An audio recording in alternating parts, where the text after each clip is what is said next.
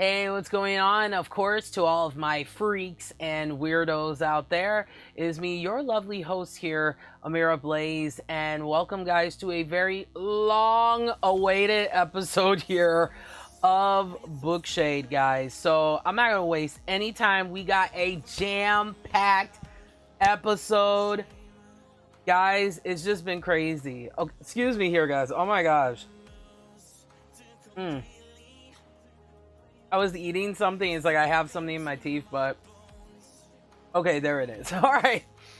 It's been a long day, guys. I've been coming up in a few moments. I'm going to be working on my thesis outline because you guys know I'm a master's degree student. So that's pretty much where my life has been. It's just working on my thesis. So I figure, hit two birds with one stone, work on my thesis, and then also, keep updating the show as much as I can. So that'll be coming up later today. But what we're going to be doing, guys, is what I like to call bookish adult coloring, okay? So what I'm going to be doing... So sorry, guys. Give me a moment here. All right, there we go. It's like I had something in my mouth and I just didn't want to be like, be gross and shit. But I digress, guys. So we're going to be doing some bookish adult coloring. And what this is, guys, is pretty much I'm going to be working on adult coloring and doing a reading sprint of a book that I am currently reading, okay? So we're going to be doing that. And also, guys, ever so often, there are so many awesome, whether it's adults that are alternative booktubers or alternative, I would say book Twitch streamers that are absolutely amazing, but they don't get any attention. It's really sad. So I wanted to, ever so often, if I find booktubers that I think, or Twitch streamers that are booktubers in a way, or I would say like Twitch booktubers, yeah, there we go, that are amazing and you guys should definitely check out. I'll be doing this ever so often. So let's kick off the show with that, shall we? Okay, I'm a little bit behind today, guys, but it's understandable. I had to work on my thesis outline, and I'm gonna be working on it pretty much throughout today. That's just how it goes, life, guys. It's fucking life, right? All right, so let's kick it off with my recommendations for adult booktubers that you should be making time for, guys. And then we'll get into the book that I'm going to be doing the reading sprint with while I'm doing some adult coloring. So let's get it, right? Okay, so here are my recommendations. So first recommendation, guys, these are all booktubers on YouTube. And then if I find bookish, Twitch streamers or Twitch booktubers or whatever, I will feature them as well. But you know what I've noticed, guys, is that most of the time booktube is more prominent on YouTube than on Twitch. But I digress, guys. Here are the recommendations, okay? First off, this woman, guys, her name is Taji. Hopefully I'm saying her last name correctly here, is Hunan. She is amazing. I fucking love her. First off, guys, she gives really good, concise book reviews, but I gotta say, aesthetically, and I know that's not important, looks are not everything, but she really puts in a lot of effort to her appearance and stuff. And here's the thing, this is an unpopular opinion, especially in regards to the booktube community. The way that you look and the presentation that you give off is going to matter in regards to you building your audience. And what I mean by that is whatever aesthetic that you put out there is gonna be a reflection sometimes of your audience or people who are going to be interested in your content. And the reason why I like Taji a lot is she covers romance, and she covers it in such a just a fun, intellectual way, sometimes campy, and I just love her, guys. She is so awesome. So definitely check her out and you will not be disappointed. That's for damn sure, okay? Next, we have, of course, since it is Black History Month, but that's not the only reason, okay? Because to be a person of color is a 365 thing, all right? But I also wanted to feature booktubers of color because we don't always get attention unless it's like a cultural month, or in this case, Black History Month. Now everybody wants to, jump on the bandwagon and talk about, Black content creators, which I hope is a continuous thing outside of Black History Month. That would be great, okay? To me, I feel like you just don't celebrate, diverse people during their month, and then after the month's over, it's like, forget about them. To me, I celebrate diversity 365. So whether I'm reading a romance book by a person of color or a white author, I celebrate that diversity of just opinions, of how they're, how the story makes me feel and everything like that. So I will be featuring booktubers, adult booktubers of color that are people of color, because we don't always get, featured nor mentioned. It's like rare, okay? And then, like I always tell people, try being like myself, a woman of color who is alternative as well.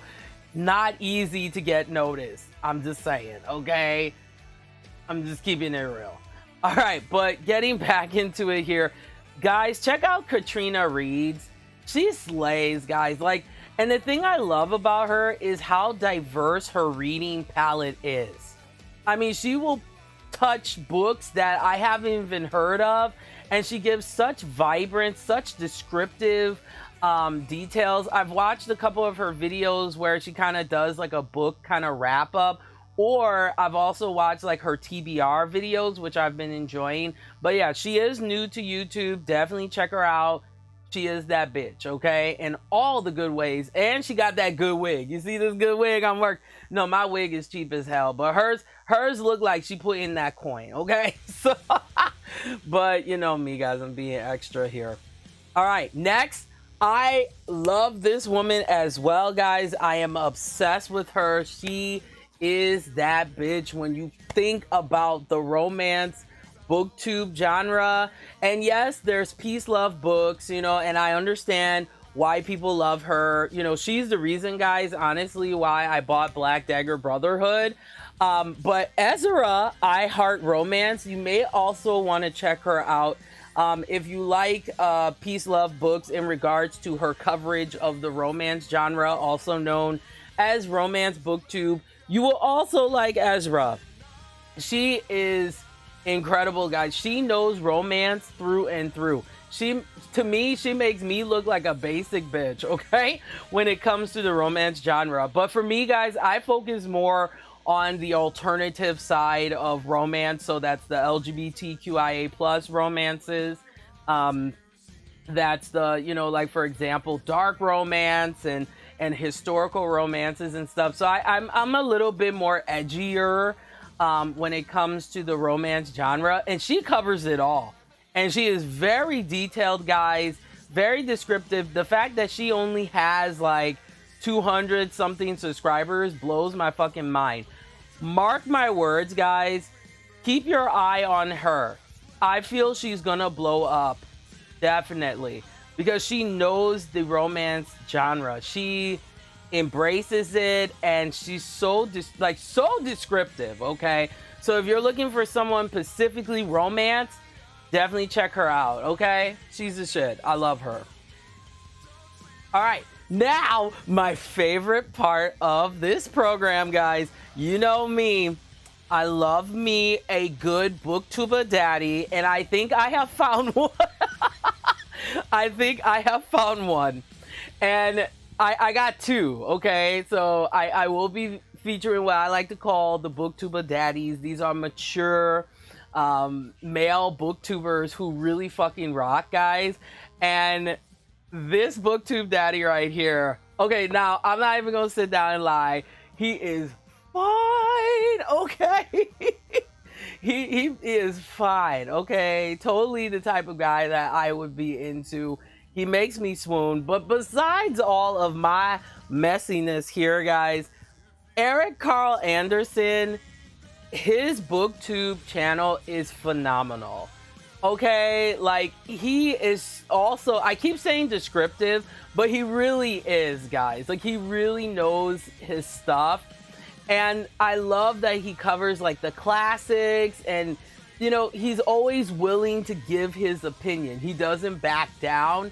And to me, those are the booktubers that I love. Like, I love the booktubers who are like, hey, this is how I feel about this book, okay? Take it or leave it, you know, and they don't backpedal, you know, and that's something I'm even learning myself, is that, you know, when you like a book, you like a book and you stick to, you know, you stick to your opinions on it. You know, you don't let, you know, people who may have a difference of opinion make you like backpedal. And that's why I fucking love him. So Eric Carl Anderson, super nice, guys, super nice, and definitely one of my favorite booktuber daddies. Okay, hashtag booktuber daddy. I'm just saying. Okay, but all my messiness, now I'm gonna have comments being like, ooh, no, I'm being a mess, y'all. I'm being a mess. Oh, I like him. He's very smart, guys. Not only his looks, all jokes aside, but he is really smart. And his and he has such a relaxing voice too. So yeah, totally check him out, y'all. He's amazing. Okay, because all the time we talk about the female booktubers, but there are men, you know, in this community as well that are doing really good stuff too. And there are, of course, LGBTQIA plus booktubers as well that don't always get talked about unless they're popular, you know. But for me, I like to, you know, showcase booktubers that are not always popular, you know, because like if you're not popular, it's like people don't care, which is really kind of, it's shitty if you really think about it. But yeah, I really like him. He's the man. He's the man. All right. So my other booktuber daddy, who I really enjoy his videos, he's just a real cool guy, you know, he's just real relaxing too, is Sir Book Sage. Super nice too, guys. Like if you have questions and stuff, just like Eric, he will answer it too, which I appreciate, you know. And I get it, you know, when you get bigger, it's kind of like hard to like answer and stuff, but like he's super cool. Like if you have any questions, he's so like, he'll just answer it and just be super sweet and super nice. And yeah, Sir Book Sage is awesome. Like I love how like chill and like laid back he is, you know. He's like, all right, let's talk about books, you know. And I'm like, yeah, let's talk about that. So those are my featured booktuber daddies, guys. Okay, so slang here, booktuber daddies is male booktubers that are mature, okay, and they handling their damn business. Okay, moving on. All right, and then of course I just found this booktuber too at a whim, and he's awesome as well, and that is Writer's Block. Okay, so there's kind of there's different divisions, guys, or sectors of booktube, and what's kind of interesting with Writer's Block is he's like half and half. So he's a book enthusiast for sure, but he is also an author. And I think, and this is just me, I think these type of channels are some of the best booktuber programs to watch, because not only are you getting the author to perspective, but you're also getting someone that's like an enthusiast of reading. It's kind of like interwoven, so you get kind of like a different viewpoint, because there is a difference between a booktuber channel where the person is just like, you know, enthusiast of reading, versus an actual author, published author, talking about books, and also talking about like things like the writing process and stuff. He's really sick. Like, he's super cool. How I found out about him actually was he did a really kick-ass video talking about The Witcher and kind of like breaking down the contextualness of it, and super fucking smart. So yeah, definitely check him out for sure. All right, moving on here, another booktuber of color, and she's so unique, guys. The Secondhand Librarian. So I find her story really interesting. So not only is she a book enthusiast, booktuber, she also, guys, owns her own bookstore. How cool is that? And it's very rare, guys, that you hear, especially people of color owning bookstores and things like that. And oh, hey, we got Aaron. Hey, welcome back. And Aaron says Harlequin books. Um, I have some Harlequin books. I'm kind of mixed in regards to my opinions on them. Because on one hand, I like Harlequin because it is a nice, easy, quick read with some of their books. The other thing that kind of sucks with Harlequin books, depending on the series, sometimes it's a challenge, especially if it's a super popular series, to get a complete set. Like, I'm just one of those people, guys. I like to just, if I can, get a complete set and just read through it. I hate feeling like I'm on like a cliffhanger because I'm like, oh, then I gotta get another book. You know what I mean? And don't get me wrong, I know that sounds really snotty of me. But I'm kind of mixed with Harlequin books because it's like, if it's some of the series you can get that's, you know, newer is easier. But if you want some more of those classic book series, they're very expensive, or you kind of get them mix match and stuff depending on where you buy them. The thing that sucks with Harlequin, and Harlequin, guys, you may not know this if you're not into Romancelandia or just romance booktube in general. Harlequin has its own subculture, guys. It actually has its own community of readers. Because Harlequin, it has a very distinct style. Even though the authors are all different and stuff, you can tell when it's a Harlequin book, you know? And they have different levels of heat and stuff like that. Like, I think they have one that's kind of like the Desire or whatever. But I just started learning about Harlequin books recently. And then, unfortunately, they have a bad stereotypical connotation on them in regards to the romance genre. A lot of people think of Harlequin books as like cheap romance, or it's kind of like the books that you read when you're, you know, on an airplane or something like that. Like Harlequin, sometimes it's not meant to be taken seriously, but to me, I feel it's its own like sub community, sub genre. So there's a learning curve to those books as well, guys. You may be surprised. I learned this from watching a romance, a documentary on the romance genre, which we'll be reviewing, guys. It was pretty good. I gotta watch it again. But yeah, back to her though, guys. Secondhand Librarian, she's great. She's super sweet, unlike me. You know, I'm more like Corella DeVille, right?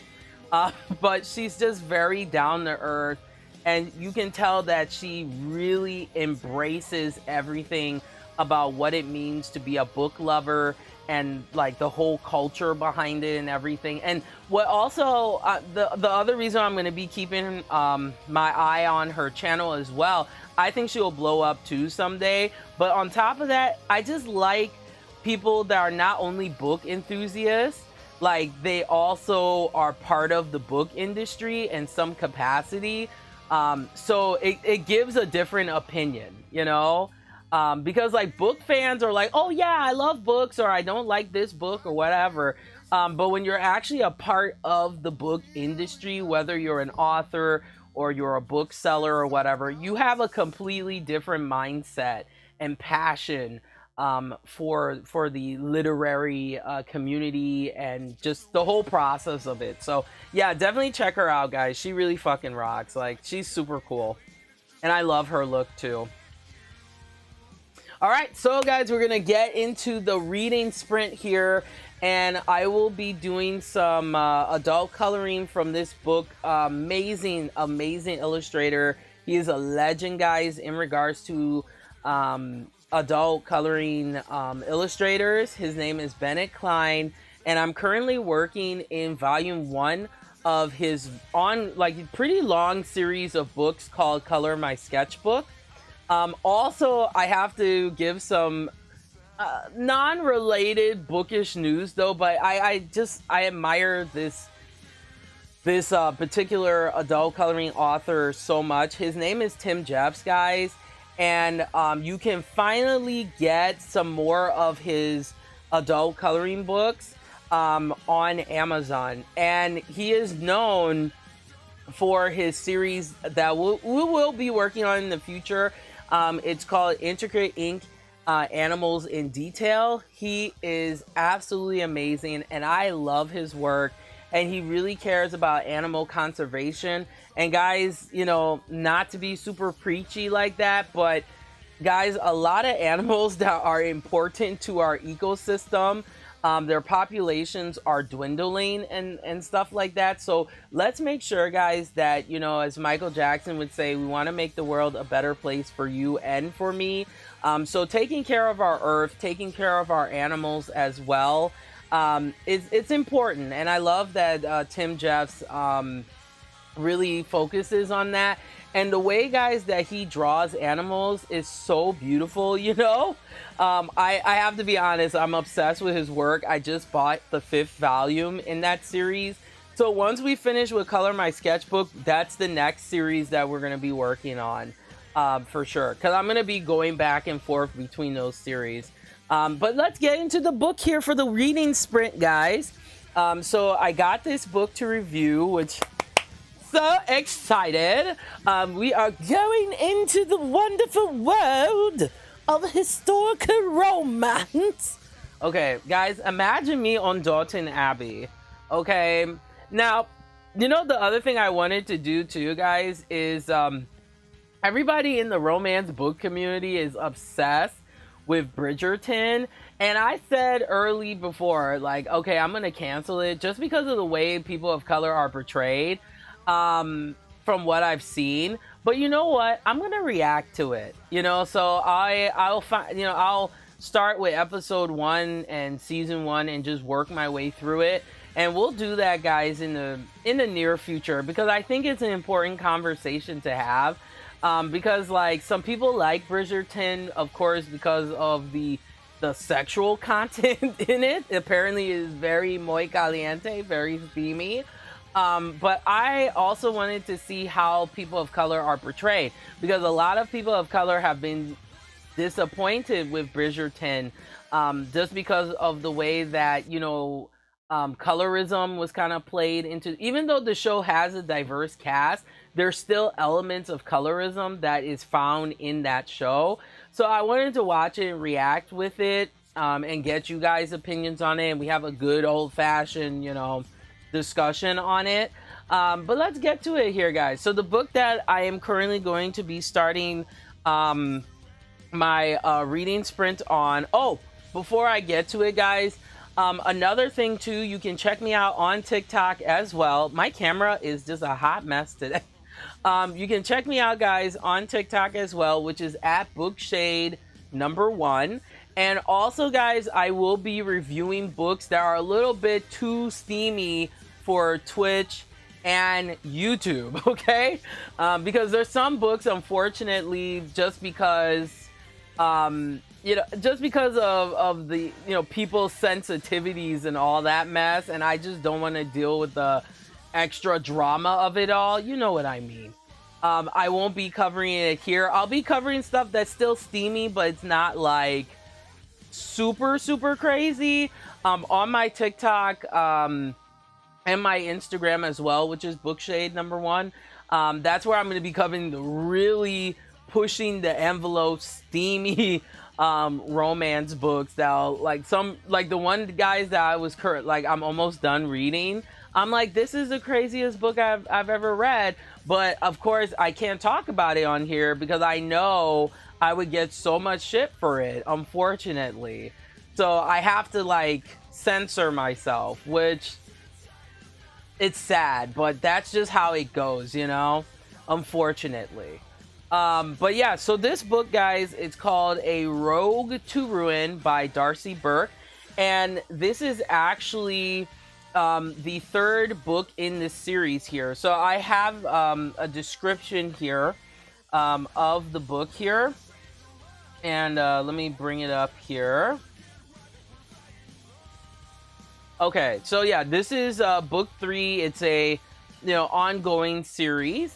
It says The Pretenders, set in the world of the Untouchables, indulge the saga of a trio of siblings who excel at being something they're not.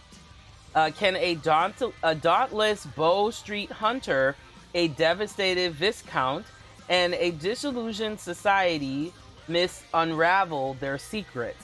And also, guys, I will be doing a separate episode talking about historical romance in general, because to really enjoy historical romance, you kind of have to be a little bit of a historian, because there's a lot of terminologies like Regency era, Viscount, Duke, and stuff. If you don't understand this stuff, you're not gonna enjoy historical romance. I'm just keeping it real, okay? All right, so A Rogue to Ruin. It says Anne Pemberton was one of the season's most popular young misses until her betrothed was arrested for extortion at their wedding. Now a social pariah. Ooh, clutch my pearls. No. She can't help but to think back to the dashing gentleman she met before the season started, though they spent several afternoons exploring East London together. They never disclosed their names. They did, however, share a kiss, and Anne can't forget it, or him. Oh, I can never forget his sweet lips on mine. Guys, can you imagine me in a historical drama? Imagine me in Bridgerton. Oh man, hot mess I would be. And the guy that all the women are swooning over, it's a matter of personal preference, I get it, but he is not that fine, so. Now, if it was Drew McIntyre, if you guys are into pro wrestling, Drew McIntyre is the former WWE champion, sad. But he is, I can see him in historical drama, so swoon worthy, like, oh my gosh, but maybe it's just me. I have a thing for pro wrestlers, I really do. All right, so we're gonna start reading this, guys, and this is how it's gonna work here. So let me bring up my artwork there, or not my artwork, but the artwork here for Bennett Klein. This is, once again, Color My Sketchbook. This is volume 1. There are 5 main volumes for the Color My Sketchbook, and then after that there are 3 volumes of greatest hits, and then after that he started making more individualized ones based on themes, like for example Color My Sketchbook Bloom, which is with flowers and animals kind of blended together. Then he made other books like Color My Sketchbook Mythic and so on, or Color My Sketchbook Wild, but those ones were not that great. I think his strongest books, in my opinion, is the straightforward greatest hits and the Color My Sketchbook, just the regular series.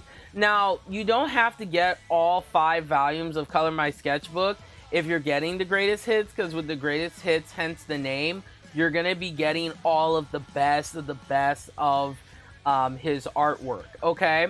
Also, guys, too, I do have a Facebook for Bookshade. So it's facebook.com/Bookshade. And below every one of these live episodes, guys, I have a complete links to all of my social media. So my Instagram, my Twitter, my TikTok, Twitch, and the YouTube channel as well. And I'll be updating it ever so often. So I will be posting my like updates and stuff with the art that I'm working on and all that good shit. All right, and we got Last Day. Hey, what's up? And Last Day says, just came to say hi. Hey, much appreciated. I appreciate it. I know I do this show later, guys, in the day, but it's just because I have been working on my thesis. Literally, guys, my thesis has become my man. Like, honestly, okay? Like that is all that I am devoted to right now. It's crazy. It's really, really crazy. All right, so let me make this smaller so you guys can see what I am working on here. So I'll put it here. So this is how this is gonna work, guys. Oh, and Last Day says I have work today. Yeah, I understand. Trust me, guys. It was really crappy, but I have been on and off sick for the last couple of weeks, and no, it's not COVID-19 related, so do not worry.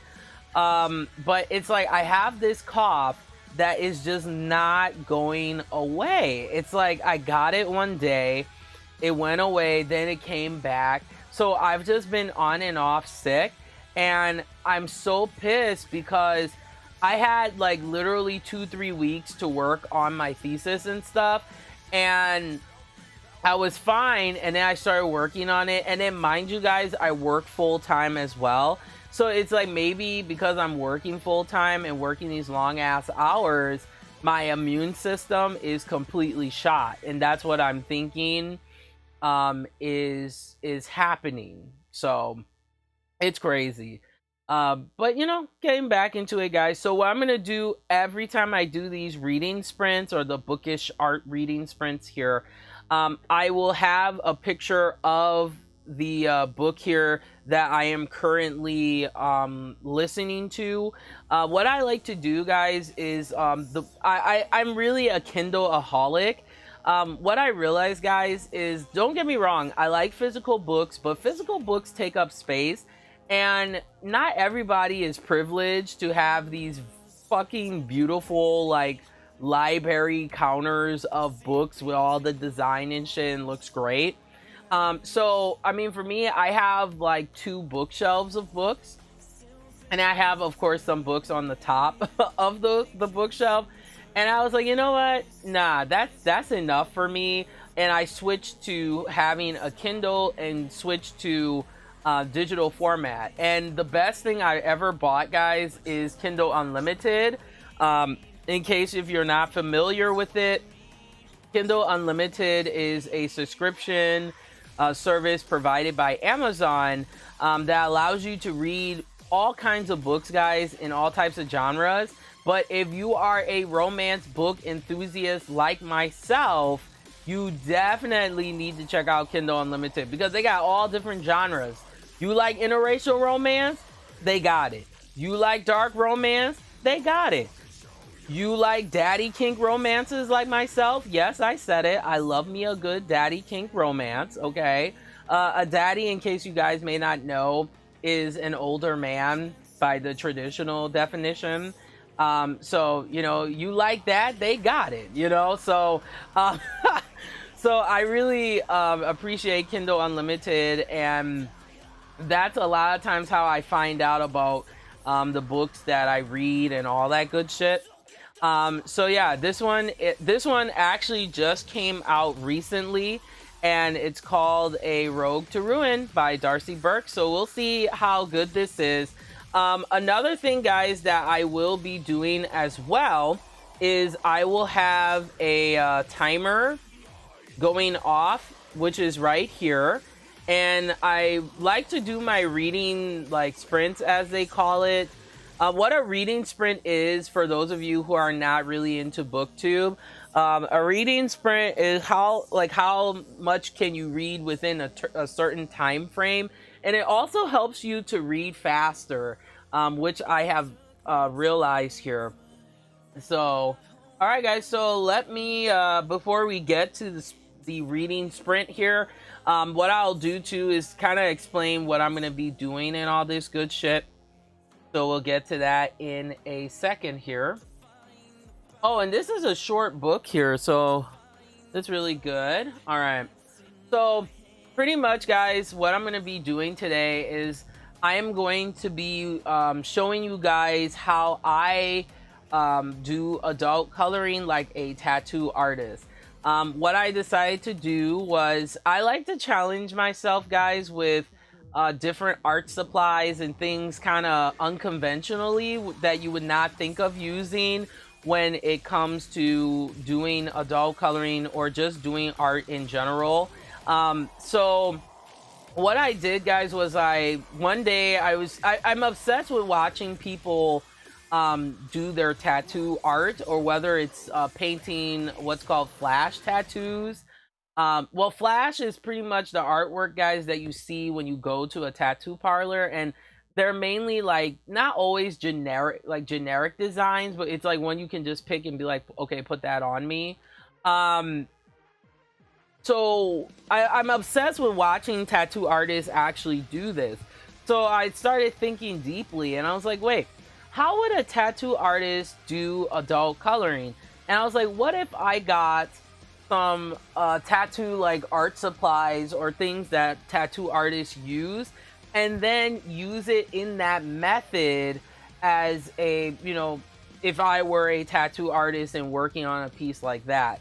So that's what I decided to do. I'll explain all the tools that I use and then go from there. Okay, so let me go ahead and move on over here. Move here. And I'll show you guys what I be doing. Alright.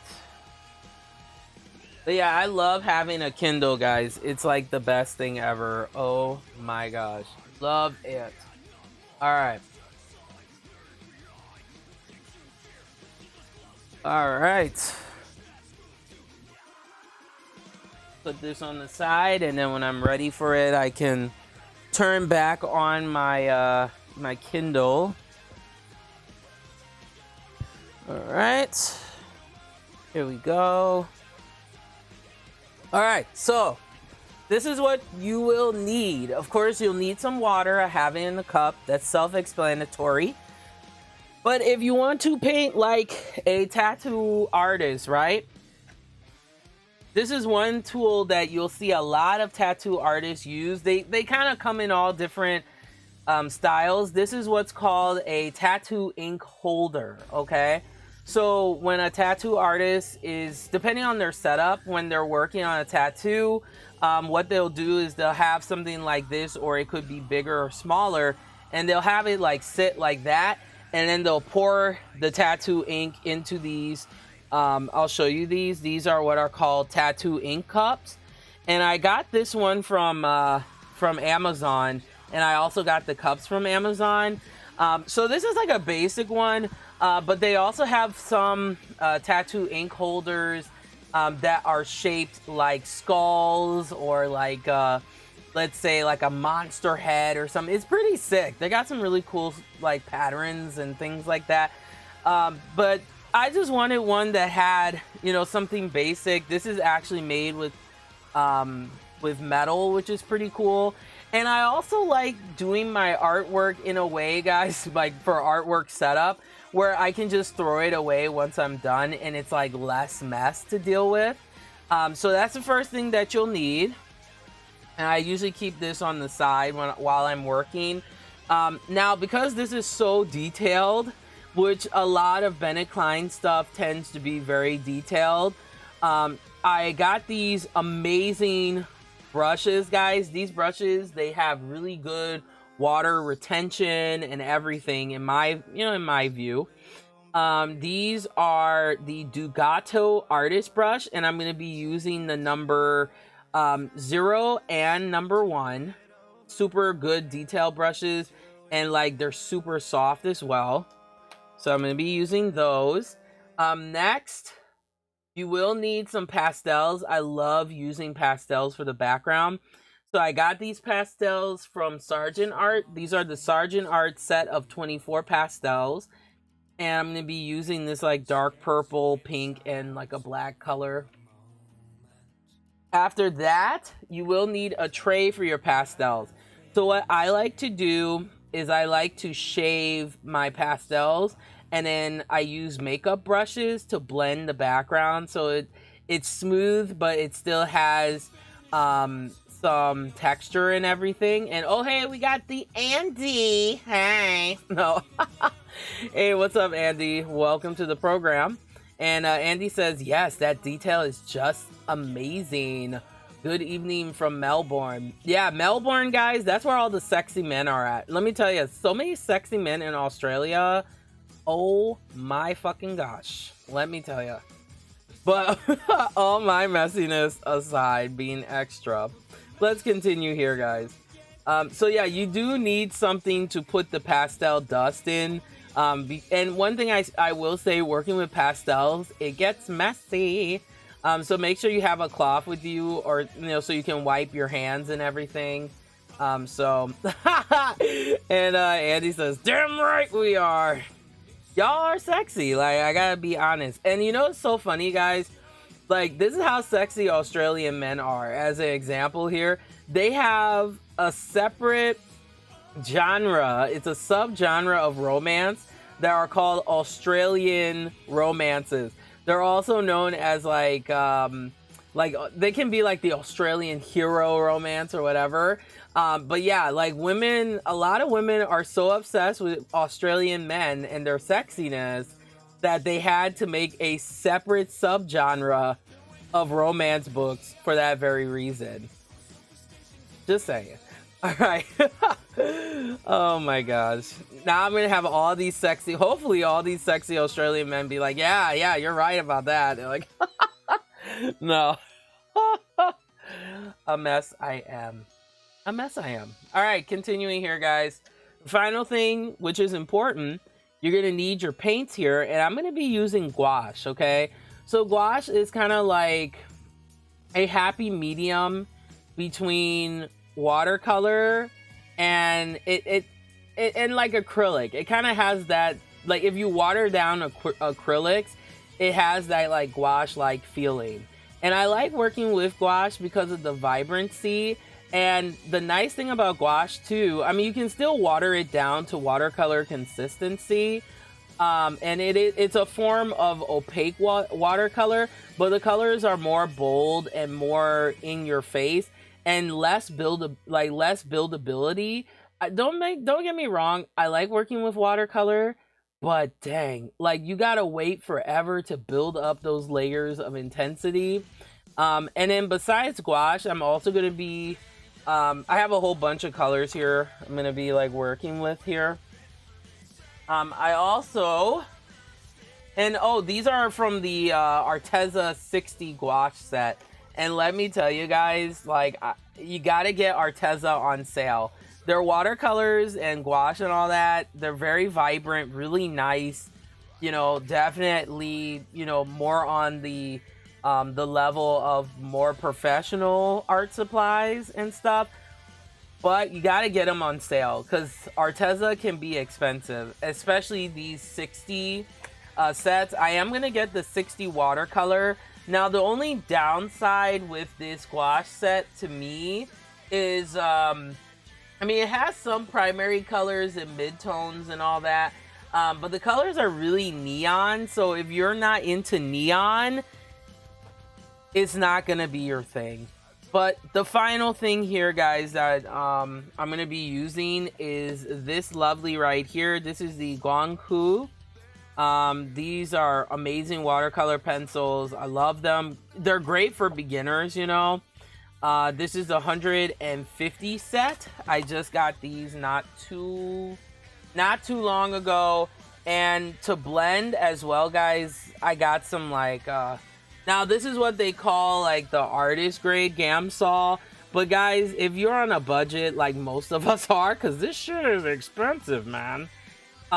This is the Gamblin. This is, like, artist quality. And, yes, this Gamsol does blend really nicely, like your pencils and stuff.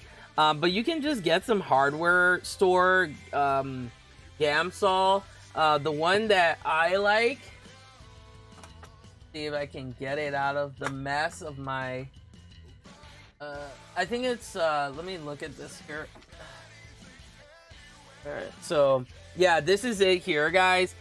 This is the brand Clean Strip, and this is the Clean Strip odorless mineral spirits. So, couple disclaimers here, guys. Number one, if you're working with Gamsol or any type of solvent, you have to be in a ventilated, like, art space. You do not want to inhale pastels. You do not want to inhale, odorless mineral spirits. So the other thing that I do as well is I do wear a mask when I am working with pastels. because you don't want to get the dust into your lungs. It's not good.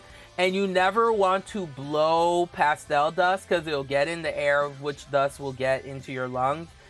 So a lot of people use a vacuum, or they use like kind of like a broom kind of fan brush to kind of dust it away. But you always want to have proper art safety, guys. Like, artist safety is something that I am super anal retentive about. And it's important because, you know, a lot of times when you're working with art supplies, you may not consider your health because you're working with them. And a lot of times there are some art supplies that have higher toxicity levels than others. So yeah, all the art supplies that I show, guys, make sure you do your research, and make sure that it works, you know, right for you. So let's get started here. Get started. All right. So the first thing that I like to do is to, you know, get my inks and everything. So this is what like a lot of tattoo artists will do. Now, so like the art, like the tattoo ink, a lot they come in like containers with like a precision tip so they can squirt it. But since this is paint, I'm gonna just put. And the nice thing with gouache, guys, is after it dries, you can still reactivate it with water. So I think I'm going to use. Yeah, I'm gonna use these mid-size ones. So I'm just gonna squirt some of the gouache color in here. And just to make room, I'll keep these on the side. So I'm using some Bumblebee Yellow. Also, I have Pearl Aqua Blue.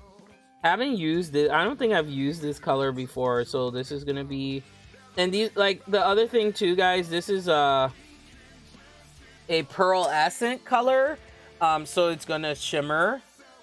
So these I tend to thin down a little bit, but not too much because I don't want it to separate from the shimmer. That's why shimmer colors are tricky, guys, because if you water them not enough, they can block off the section that you're working on if you want transparency.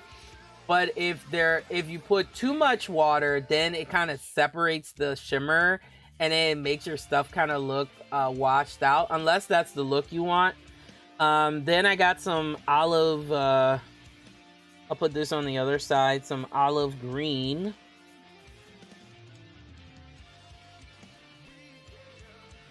There.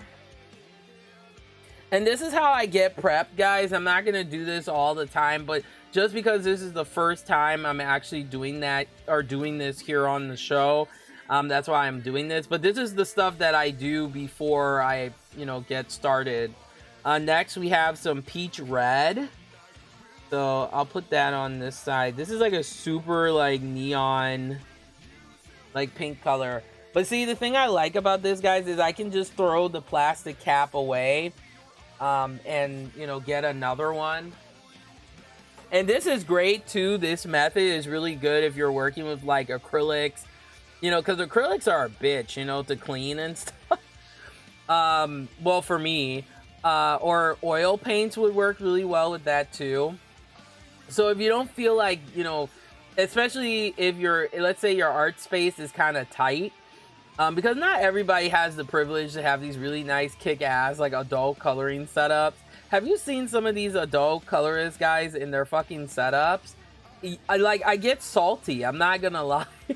But I realize, you know, a lot of them, they saved up a lot of money or whatever to get that type of kick-ass setup. But like if you have like a small space, you won't be able to have all this stuff around you. So that's why it's nice to kind of do this, because it'll save you some space instead of having this big ass like Bob Ross. You know, I fucking love Bob Ross, man. But, you know, this big ass like Bob Ross palette and shit, you know, that takes up some room. All right, so next I got here vermilion red. So we'll put that there.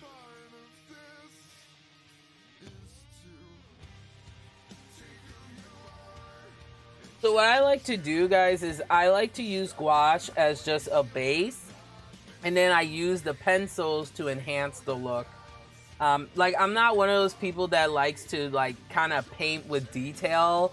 It just never works out for me. So I like to just do a base coloring first and then add in my details later. But when it comes to your art process, guys, like, it's gonna be a matter of personal preference. This is Pearl Bubblegum. So I was like, yeah, this is a nice, like, pearlescent kind of shimmer color. And doesn't that look like if you were like a tattoo artist pouring in your tattoo inks and stuff? It's pretty. I thought this would be fun to do. All right, next we have Wine Berry. So since I'm running out of space here, I'm just gonna use this one up top.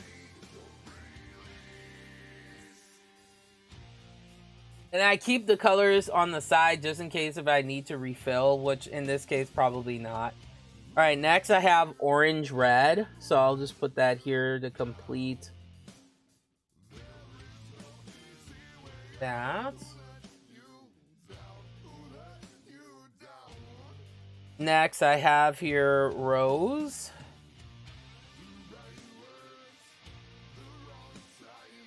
Next time, if I do get one of these ink holders, I'm not going to get one with really small, because it seems to me the larger ones are going to be better. But I ended up, by mistake, guys, ordering these smaller ones. So I think I'll use these for like watercolor or like cleaning up my brush really quick or something like that. So yeah, this rose color looks really kick-ass. All right. Right. And I have Pearl Scarlet is the next color here.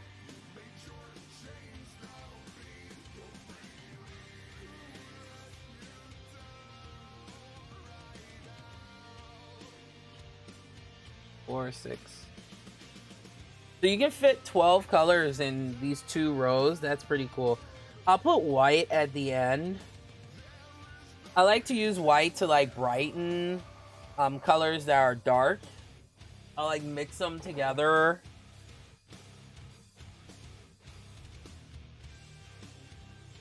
All right, and then final color here is Yellow Ochre.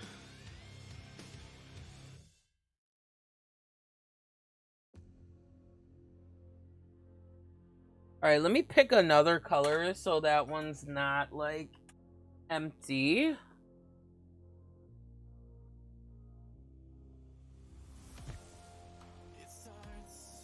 I don't know what color you want me to go with, guys. You guys let me know. Maybe I'll go with a deeper blue, maybe.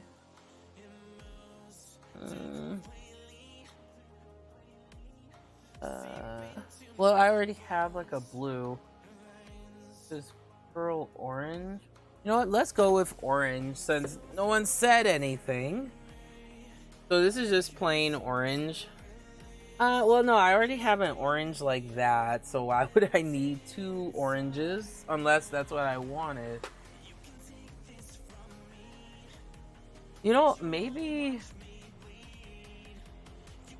Yeah, maybe a darker green. Yeah, that would be cool for contrast or whatever.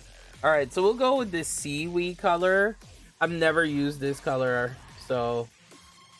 All right, yeah, that's a really nice color. It looks like almost the color of puke. Not that I would know. That I would know, you know. All right. So I'll keep these colors out if I need to refill. All right. Cool. All right, well, let me move here. And we will get started here. All right, so the first thing that I like to do is to work on the background, because once I work on the background, I can like clean it up. If let's say I got something over here, I can clean it up or whatever with the gouache, because it'll cover it up. Gouache sometimes is also known as like excuse me, Gouache is also known as like the artist's whiteout, because a lot of times when people make mistakes with their artwork, they'll use white. Like, let's say, you know, I got some red in the like outside here in the feather, and I didn't want that. You can take a thin layer of like gouache and cover that up. So I just learned how to do that, actually. All right, so get my nail file.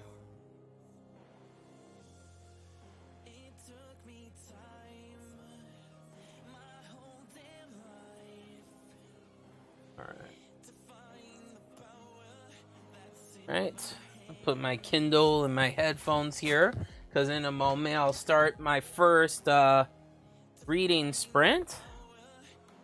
And I'll finish my outline today and get that turned in. I hate working like on a time crunch. It's terrible. I hate cramming. I like to plan my shit out. All right, so the final thing here I have is a nail file. I use the nail file, and I'll show you what I do here. This is where it gets messy. So I'll do it like, yeah, let me like do it down here. So then I just use the nail file to scrape the pastel shaving. And this is how I conserve my pastels, by doing this, actually. Yes, it gets messy, but I noticed by doing this, like the shaving method here, I save a lot of my pastel, so I'll have them for a long time to come. Because, guys, let me tell you, ever since this damn pandemic started, I mean, art supplies, super expensive. All right, so there's a couple different methods, guys, of working with pastel. And I'll show you the two methods that I do. The first method is with a makeup brush, because it applies the pastel really soft and makes it kind of blendable. Because that's the tricky thing with pastels a lot of times, is getting it to blend. Now, the only downside I would say using a makeup brush is you'll see the texture sometimes of the brush. It depends on what, you know, brush that you're working with. So I just, you know, paint like that with it, or just brush it on.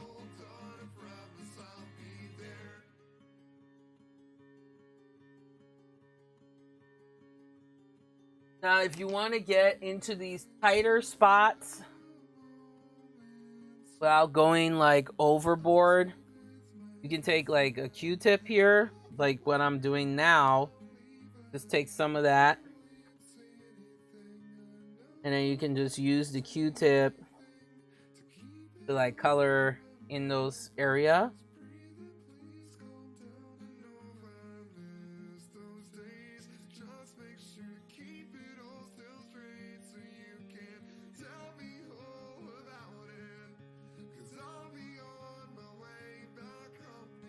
The color in between there.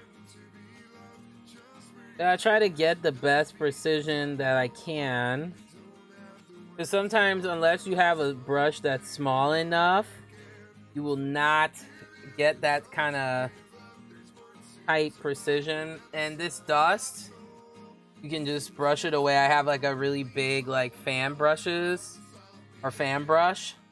and it keeps the color on there for you, which is super sick.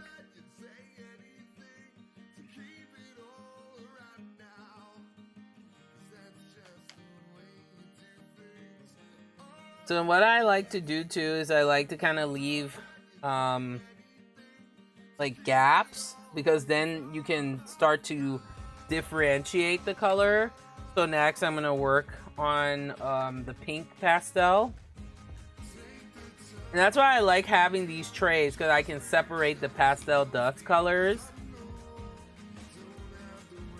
But I don't like to work with pastel too much, because it's so messy.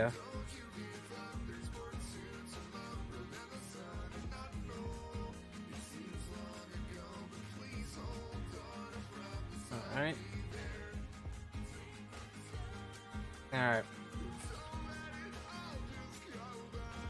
I gotta get another makeup brush. And guys, you can get makeup brushes. They're like super, like dirt cheap on Amazon. I got this one from Amazon. It's called Solve. And they're really soft, you know, cheap brushes.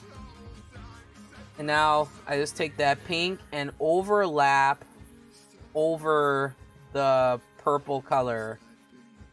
You want to do kind of like a gentle overlap. You don't want it to get like too saturated, but you still want to be able to differentiate.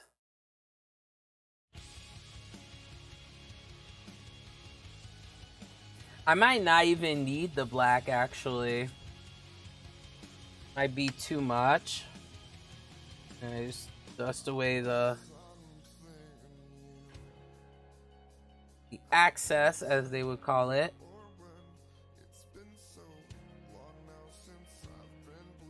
You can alternate, like work with the pink color first, and then you go back in with the purple, and then you can get like a different effect. But art is something where, you know, this is an unpopular opinion. There are some things that, yeah, there are some rules to art in a way, because there's some things you're gonna learn that you have to learn the technique. If you don't learn the technique, it's just not going to make sense. That's just me. Yeah, I go back and forth with this because sometimes I'm like, is there really rules to art? You know, it depends on the art that you do.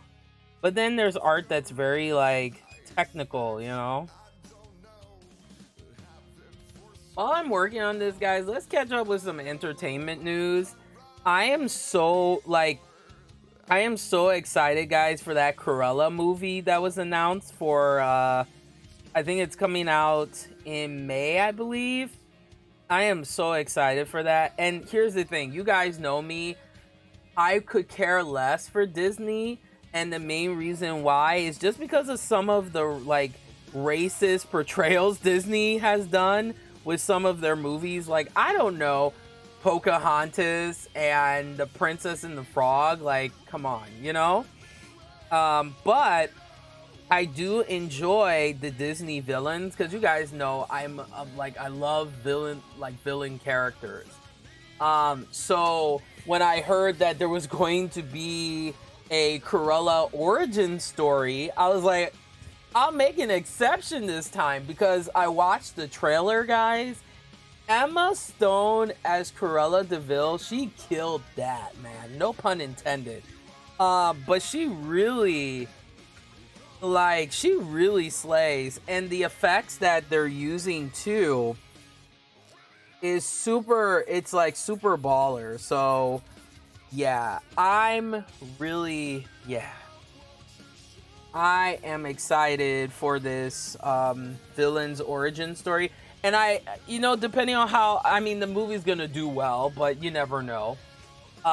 It definitely has like Harley Quinn meets like Joker vibes up in there, which is cool. It aesthetically, it's shot very beautifully, and I'm very excited to see how that's going to, of course, I'm always dropping stuff here.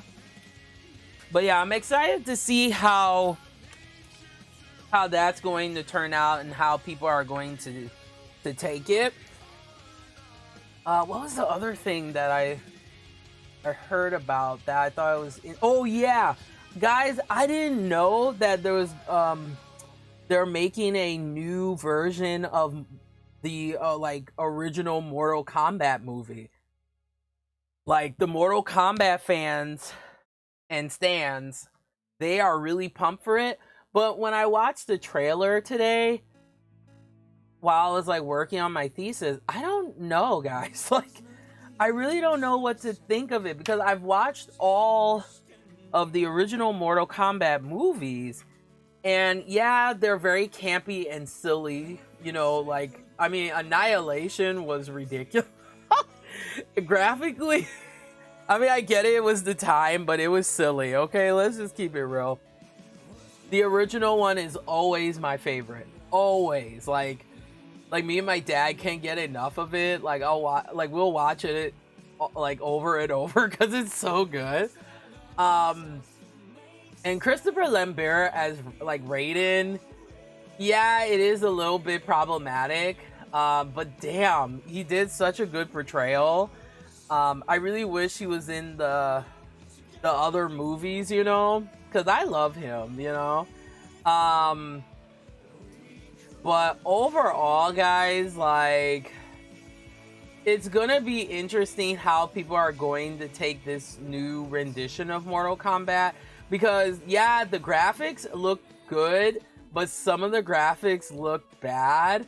So I don't know what to think, guys. I really don't know what to think. But you guys let me know if you're excited for this Mortal Kombat movie in the Cruella, in a way, kind of like a biopic movie. But yeah, I don't know what to think of the Mortal Kombat one. It feels kind of cheesy to me. I mean, there are some really cool graphics. I like what they did with like Sub-Zero. Like, that was pretty savage. And I do like the fact that they did pay attention to the video game, because that's often the problem with video game movies, is that they don't always pay attention to the to like the origins of the game, like to like what, like how, okay, so this move is really popular in Mortal Kombat, like how can we replicate that, you know, in the movie without it looking like cheesy, you know, FX graphics, you know, or CGI graphics, you know. So yeah, I'm really curious to see how, you know, how the, you know, Mortal Kombat stands are going to take it. Because I mean, for me, I'm like a semi fan. I'm like a super stan, but like I wonder how the rest of it's going to be. Because I mean, I liked some parts of the trailer, but there was parts where like Liu Kang, he has this move where he has a dragon come out of him or whatever, like dragon spirit, you know. And the CGI looked terrible for that. The CGI looked terrible for that, you know. But we'll see, guys. We'll see what happens with both of those. Another thing, guys, that I've noticed for all of you gamers out there, you might want to, you know, save your money until Black Friday, because it seems like I do a lot of online shopping, of course. It seems that the prices, especially retro games, guys, it's starting to go up.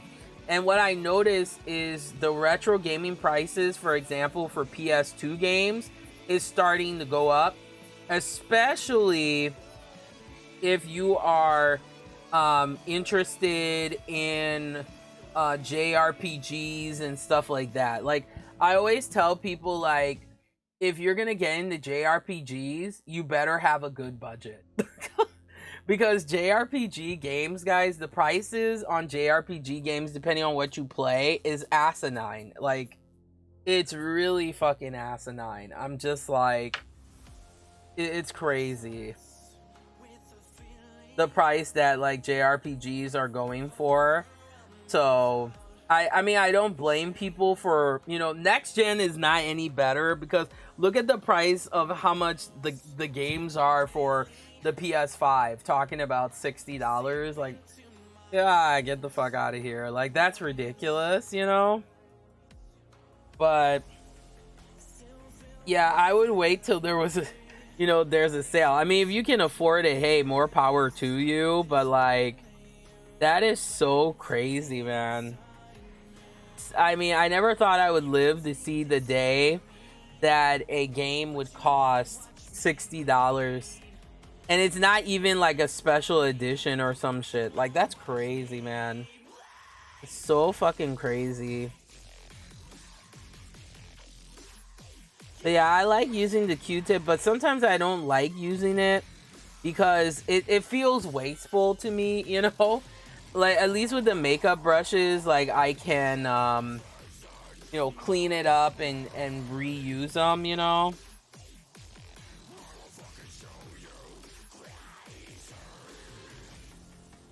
Oh, and you gotta make sure, guys, if you work with any type of pastel, you have to seal it with some fixative. Like, if you're working with any type of pastel, you know, and you want some better, you know, preservation of it in a way, yeah, you gotta use fixative. Now, for me, I've heard, you know, some people say, oh, this will make your stuff, your pages turn yellow. I just use whoa, I almost fell here, guys. I use Dollar Tree unscented hairspray, and so far the pages that I have sprayed that hairspray, or they call it like hairspray fixative or whatever, I have not had any problems, but that's just me. I did get a can of the like Krylon like professional fixative, but guys, you cannot use that inside. Outdoors only. Outdoors only. Because it will get, yeah, it will get super messy. Like, it's super strong. It has a very strong like chemical smell. So yeah, I had to spray my stuff outside and then like keep it. And luckily it was summertime, but yeah, it was fucking crazy, man. I was like, no fucking way.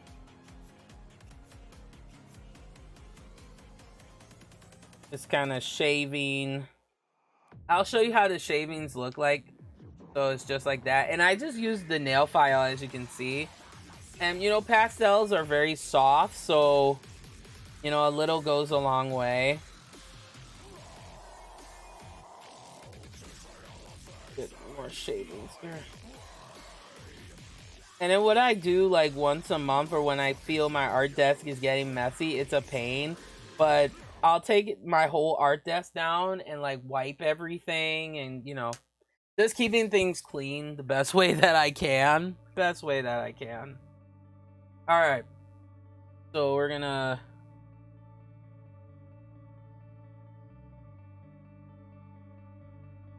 fill in on these areas here that are kind of small.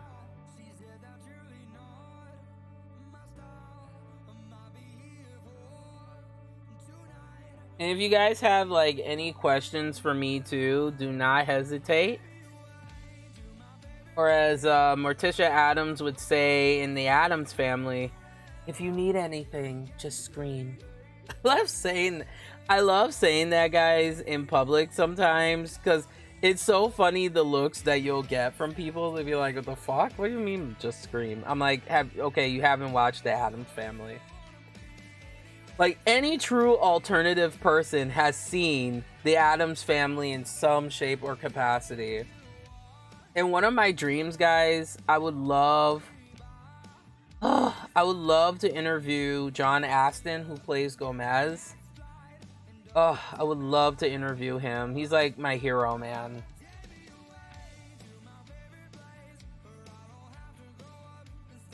Alright, so you can see, guys, the Q-tip, it's great, but it kind of applies it a little bit lighter. Now, the other method, and I'll show you this one too, it's a little bit, like, I would say it's a little bit heavier if you do it this way, is a cotton ball. So let me, always get my microphone stuck on my chair. Such a pain. Alright, there we go. Alright, let me get a...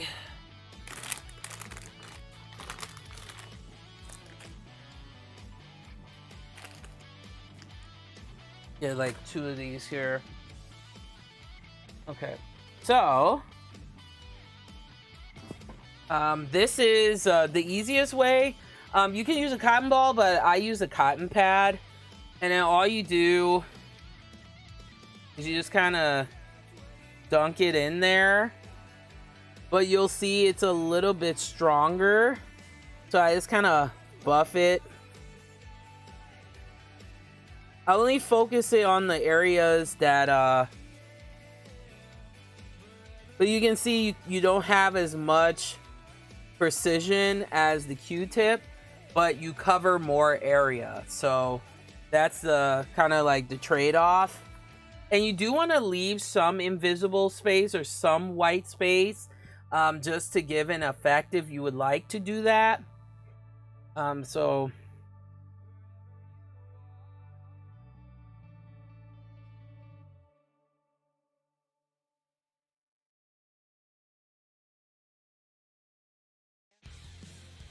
and you just clean it off.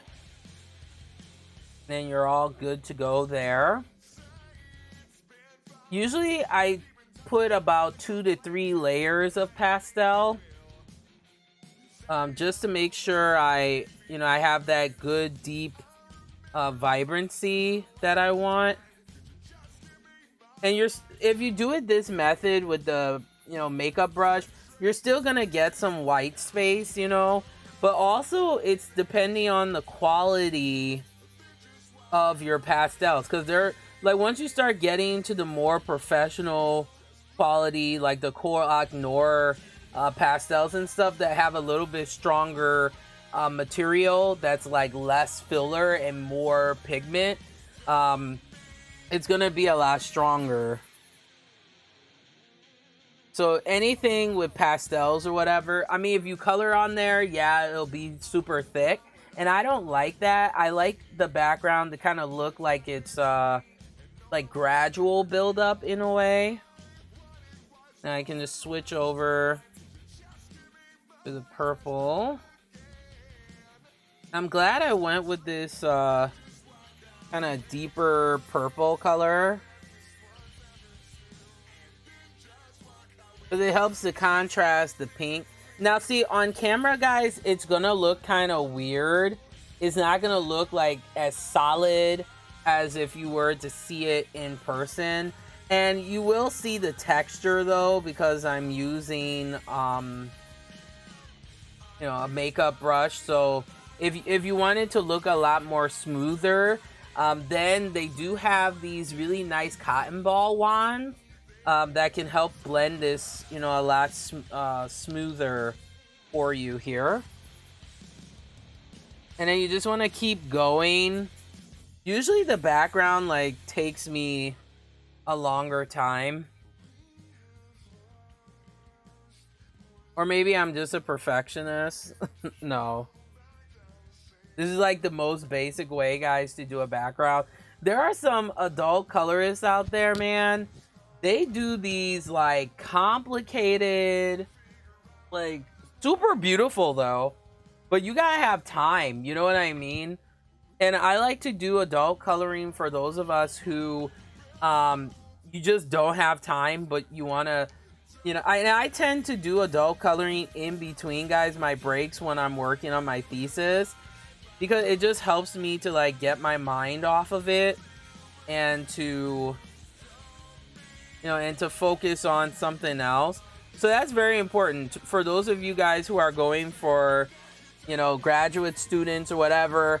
It's very easy to get caught up in like, you're like, I gotta do it, which is important, but you also want to make time, guys, to relax and be creative. And a lot of times I notice when I take breaks like this and then I get back into doing my thesis, I feel more inspired, and then I feel more compelled that I'm like, okay, I can do this, So that's how I do my backgrounds. Then what I do, guys, is just a final kind of dusting.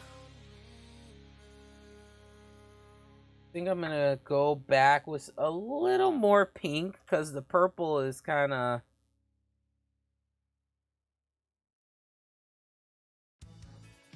saturating. A little oversaturation here.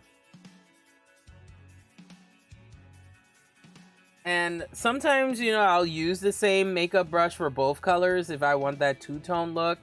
But you can use separate brushes. Like, you could use one just for the pink, but it's gonna get dirty with the purple if you're kind of doing this over layering effect here that I'm doing.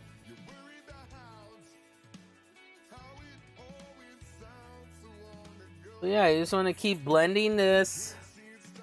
And the lighter color, guys, is kind of like, think like when you're working with watercolor, you know, you want to use those lighter colors to bring the transitions together. That's how I like treat my, you know, my backgrounds in that fashion.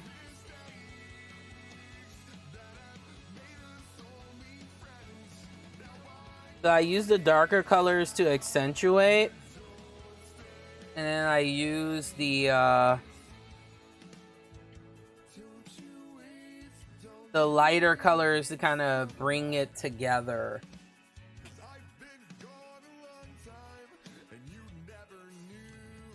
All right. Dust it off, and then I'll do a little bit on this side because it's kind of naked on this side. I haven't even played, guys, the new Mortal Kombat game. I am so behind on gaming, though. It's like I have Persona 3 I want to finish, Persona 4, Persona 5, then Final Fantasy 15, and Tales of Hysteria. I have like a whole bunch of games that I'm like, you know what? I'll probably never finish them in my lifetime. What I've been doing too, guys, I won't lie, I enjoy Let's Players. Like, I love people who sit down and they got time like that to play through a complete game. For me here on the show, I kind of play in bits and pieces, and then if I play ahead.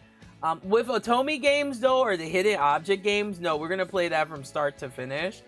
Because Otome games, depending, they don't take too much time unless you're trying to pick everybody's route or whatever. But I usually pick the routes that I like, that I think are most fun, or if you guys say, hey, play this character or whatever route, or love interest route. So, all right, so that's how I do the backgrounds. So now the second part is the painting with the gouache. So very excited about that. I got my colors right here. So we're gonna start, guys, the first reading sprint here, and I'll have the timer set for 20 minutes. And I'm gonna do 3 reading sprints per episode, and then we'll do a recap, like kind of talking about it. Okay, so I got my headphones in here.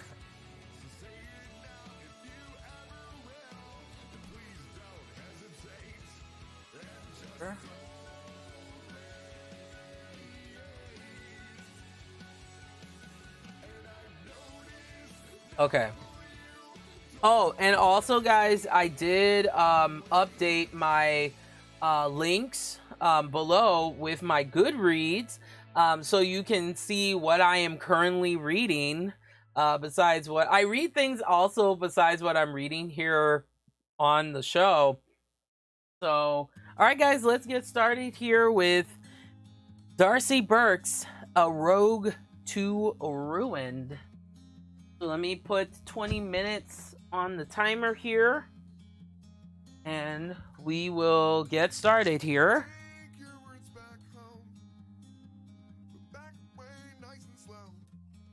All right, there's the timer.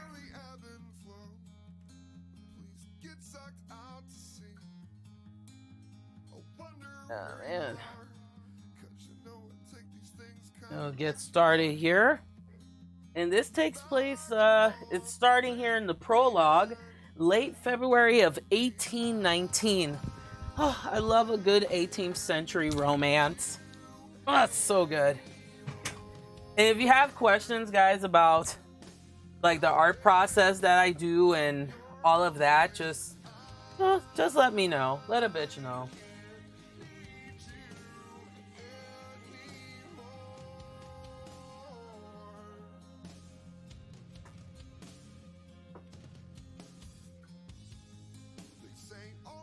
All right.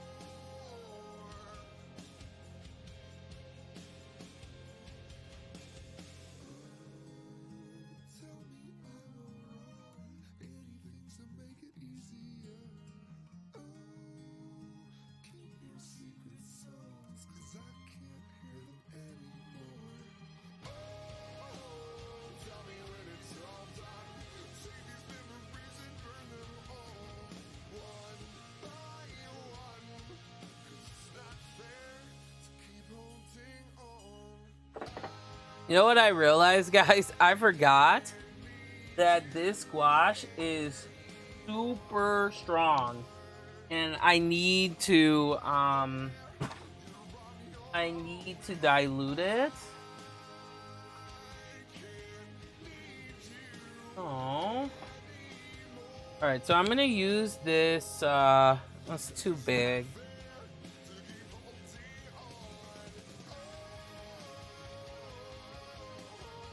I have another one of these small.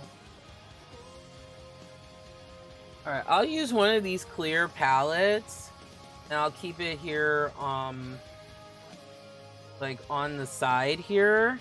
Because I forgot how, like, how thick this paint is and how like strong it is.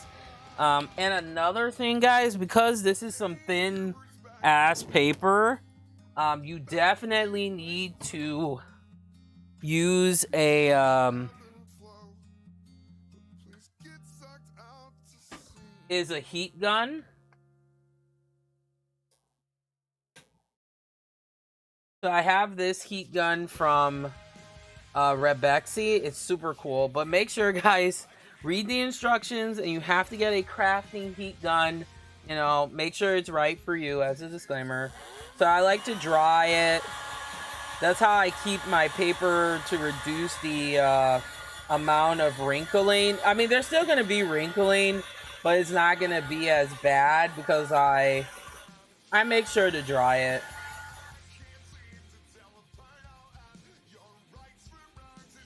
So.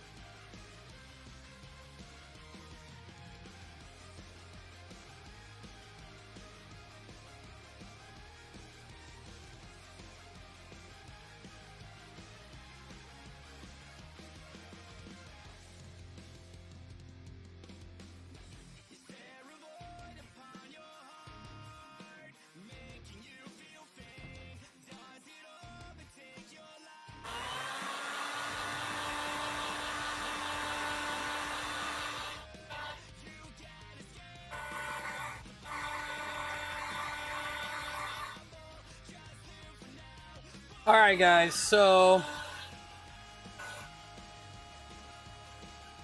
oh, this is great. I see. I underestimated. I keep forgetting how concentrated Arteza paints are. So, guys, make sure you thin down, like water down your gouache paint. Not too much, but as you can see, there's still transparency there because I thinned it down and watered it down.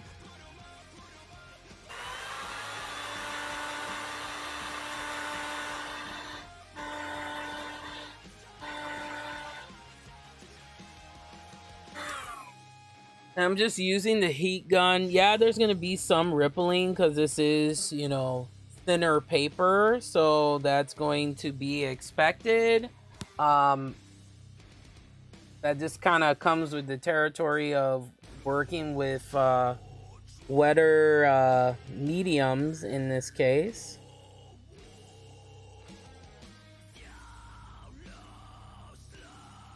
And then what I like to do, like you've seen me do, I just like to take some water and just kind of reactivate the gouache. And then kind of spread the color.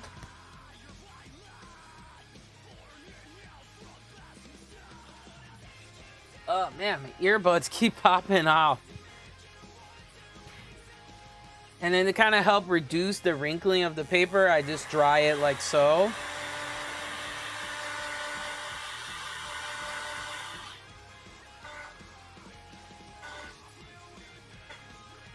Now, here's the important thing, guys. You gotta let this dry for 24 hours. Just give it a whole day. Because, you know, if I touch it right now, it's still soft. And you know, with gouache, I did use a little bit more water just to kind of thin it out so that you can still see the transparency underneath, which is important. So the rest of it that I'm going to do is just put the base and, you know, then after that, when it dries completely, I'll start coloring over it with a color pencil, and then I blend it out with some Gamsol. So what do I think about A Rogue to Ruin? So I forgot to mention this earlier, guys. This is book 3 in this series.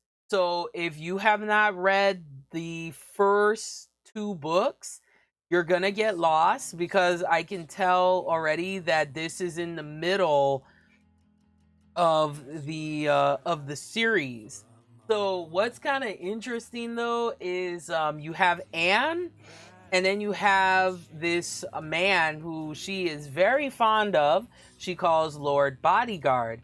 And already, guys, at the beginning of this book, it's hilarious. There is a scene where pretty much he tells her, she asks if she could pretty much dress up like a man, and she asked Lord Bodyguard, she's like, can I pull it off? And he's like, oh yeah, but you would have to bind your chest down. And then they both start blushing. Yeah, it's really funny. So it's off to a good start. But you have to read the other books for this to make sense. And I can already tell that it's like right in the middle of the action. So, all right, let me go ahead here, and we're gonna do another reading sprint here, and then I'll continue working on this. And then we got one more reading sprint, and then we're gonna wrap it up, and I'll let you guys know what's gonna be coming up. A preview talking about the next episode of Bookshade. Of course, guys, I am your lovely host here, where reading is always Halloween here. Of course, Amira Blaze. You can keep in touch with me, guys, following ways. I'm on that TikTok, Instagram, Twitter, which is at Bookshade #1. And also I have a Facebook for Bookshade, which is facebook.com/Bookshade. Okay. All right, guys. So yeah, so far so good. I'm about 5% in, and yeah, I'm liking it so far. And there's a lot of technical historical terms already, hence the historical romance. But they mention about Lord Bodyguard having a cravat.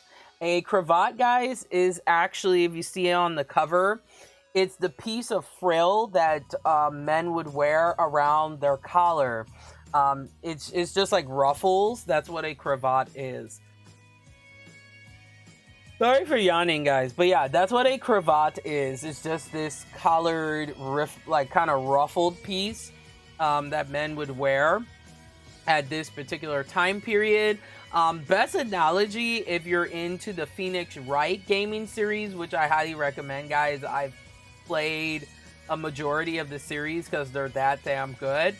But one of the protagonists, his name is Miles Edgeworth, and he actually is wearing a cravat.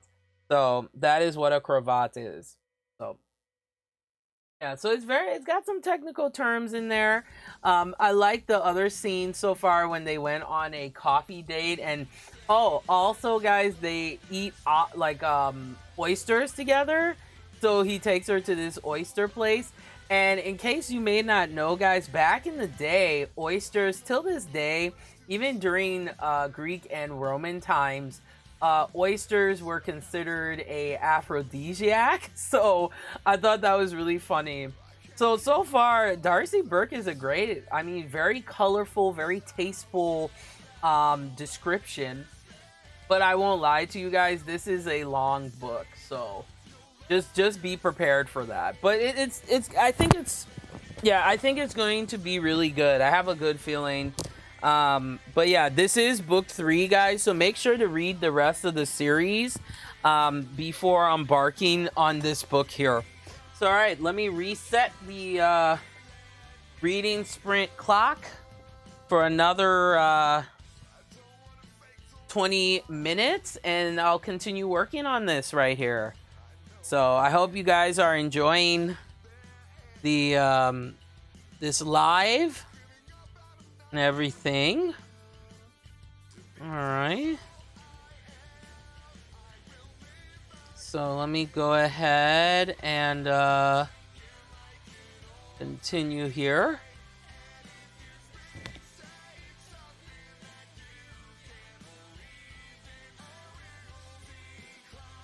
All right, let's put another 20 minutes on the clock here. But I like doing reading sprints. It's very relaxing.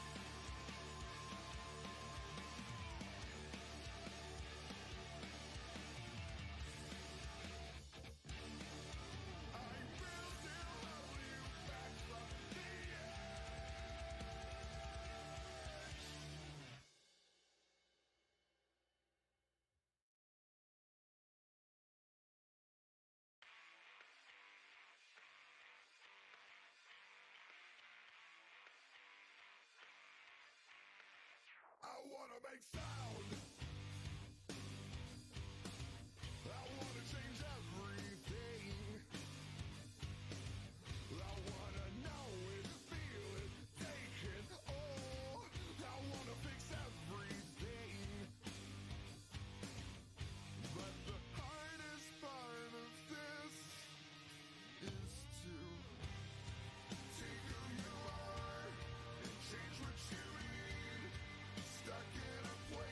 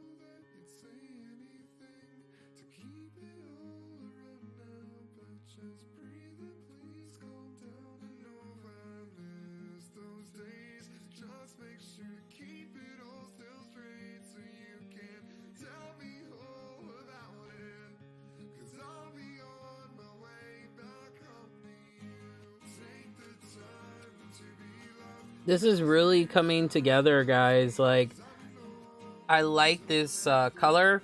Now, because gouache is a more heavier, opaque type of watercolor, um, I will have to kind of put some of the pencil lines back in so you can see the detail. But besides that, this is really coming together really well.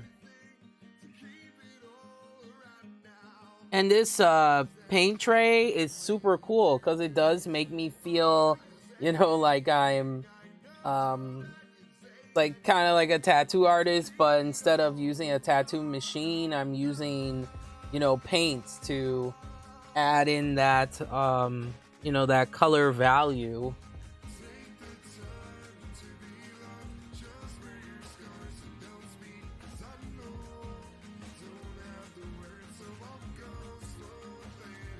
The only thing I don't like about these books, guys, or books, this particular book is the paper is really, really thin, so it can be difficult to work with at times. So you gotta dry whatever section you're working on right away, or else it'll start to kind of do a heavier ripple effect.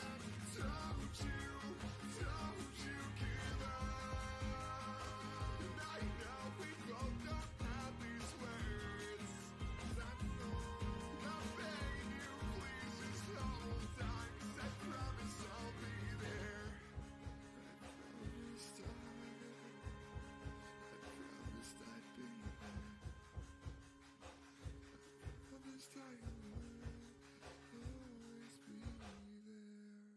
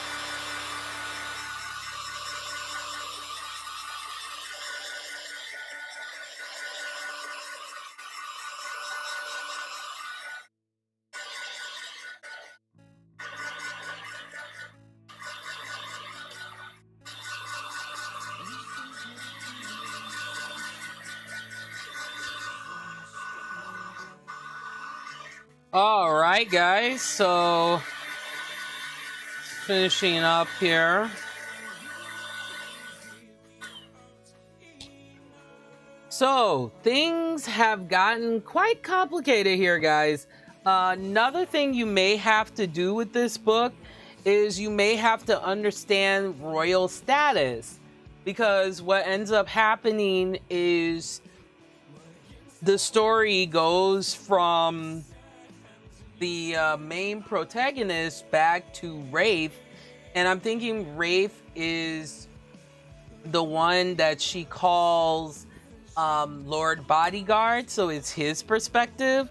And then he has a sister named Beatrix, and Beatrix ends up being with pretty much the Earl of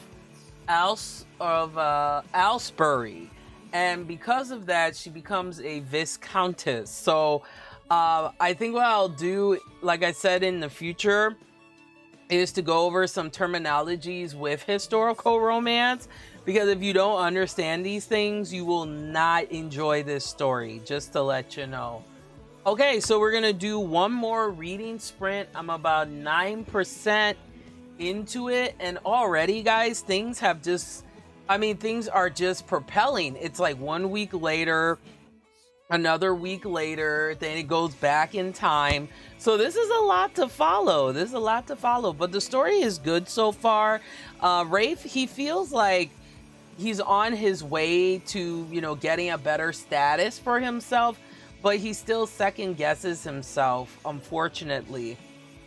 You also learn what happens to Beatrix and her parents, and everything is really, really sad. So I will have some spoilers, guys, but not too many. Excuse me here, guys, but no, I am really enjoying this story. It's very compelling. It's very descriptive. Darcy, she does a great job. Like, I could close my eyes and imagine Rafe or imagine Beatrix, just because of how colorful and flavorful her descriptions are. So yeah, this is really good so far. It's pretty decent. It's a long book, but we'll see what happens here, and we're gonna do one more reading sprint, and then we'll wrap it up here. But yeah, as you can see, guys, this is coming together pretty well. Just working on the outer feathers. I'm gonna make this two-tone because I feel it'll have more definition, it'll look better. But that's just me though. But yeah, he does beautiful artwork, and I'll be working on this too, even when I'm not on the air here. So all right, guys, let's continue. We got last 20 minutes here of this reading sprint, and then I'm going to eat something and then get back to working on reading my articles for my thesis and outline. And then pretty much tomorrow I'm going to be spending my time getting started with writing it.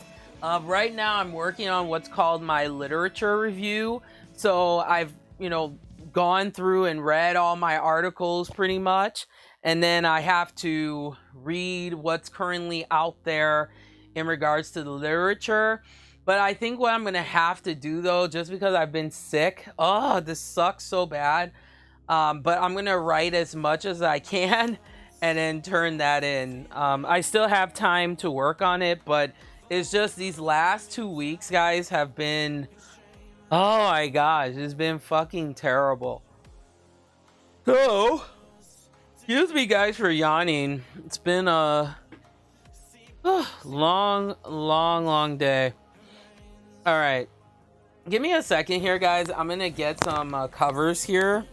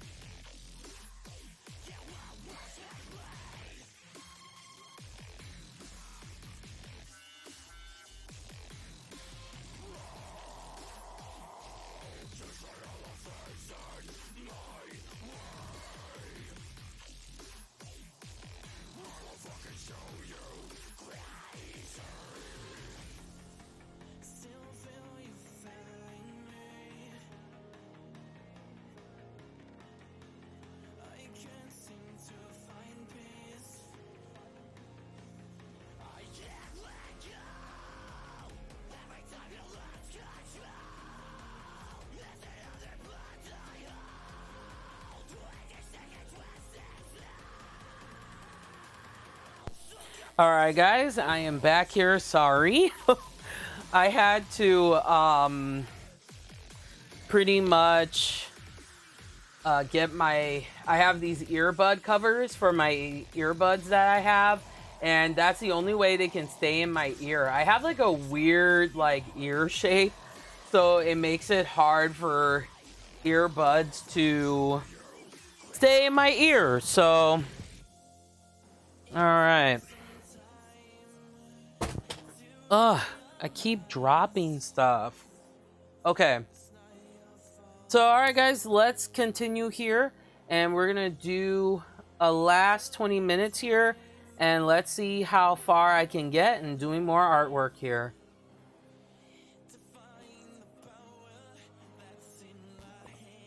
All right.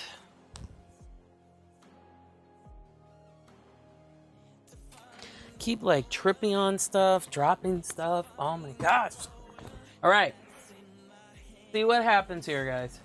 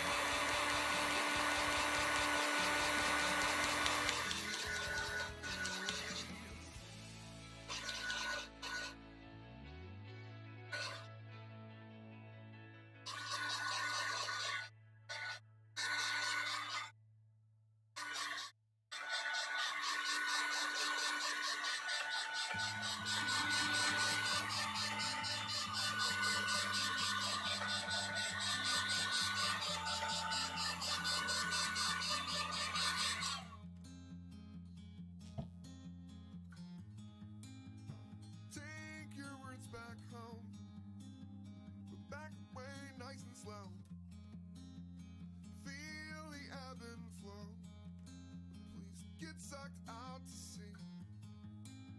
I wonder where you are, 'cause you know I take these things kinda extra hard. This back and forth will take me anywhere I need to be. I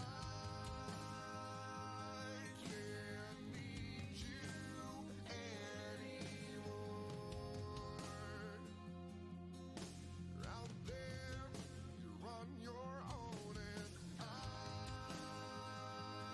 can't need you anymore.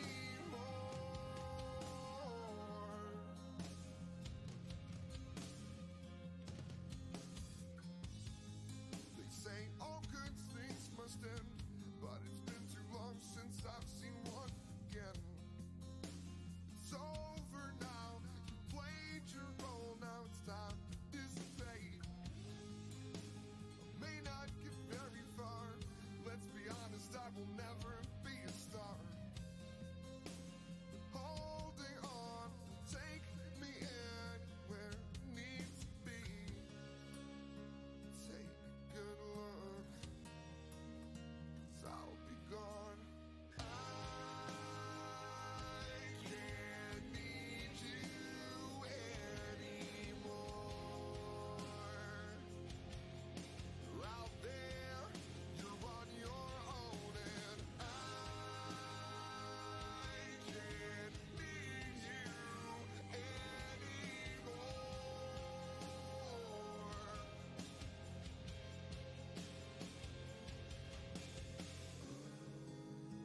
Tell me I'm alright. Anything to make it easier. Oh, keep your secret songs, 'cause I can't hear them anymore.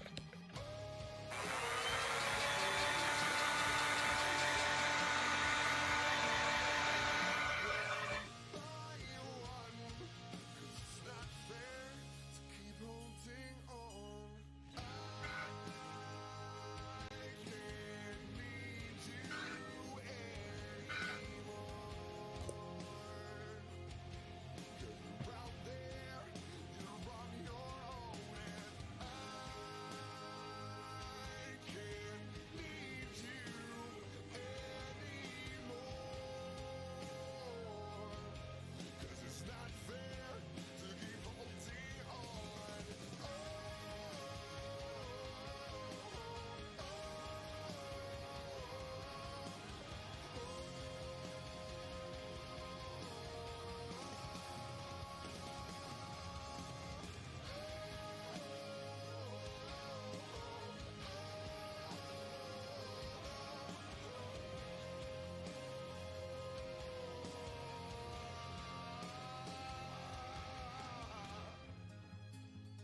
Take your words back home, back away nice and slow. Feel the ebb and flow, but please get sucked out to sea.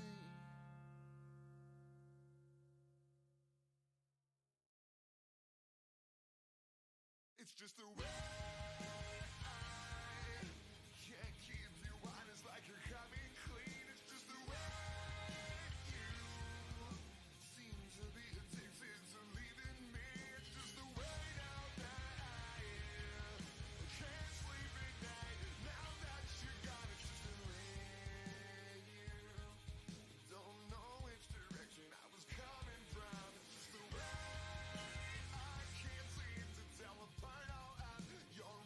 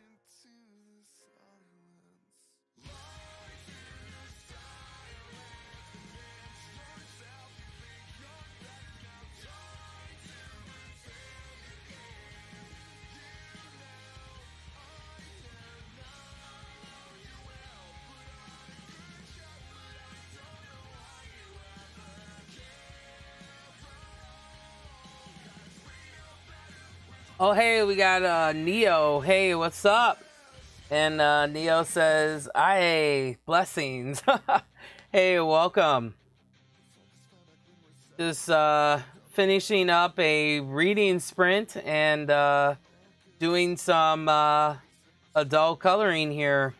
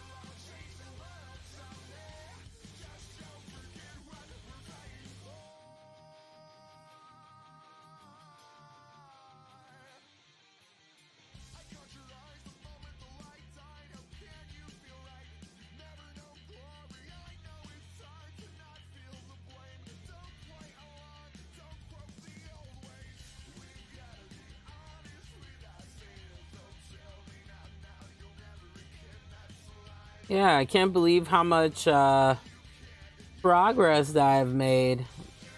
Yeah, give myself a pat on the back here. Really surprised how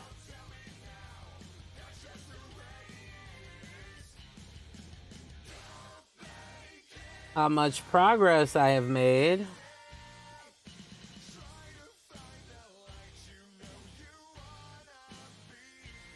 Sweet.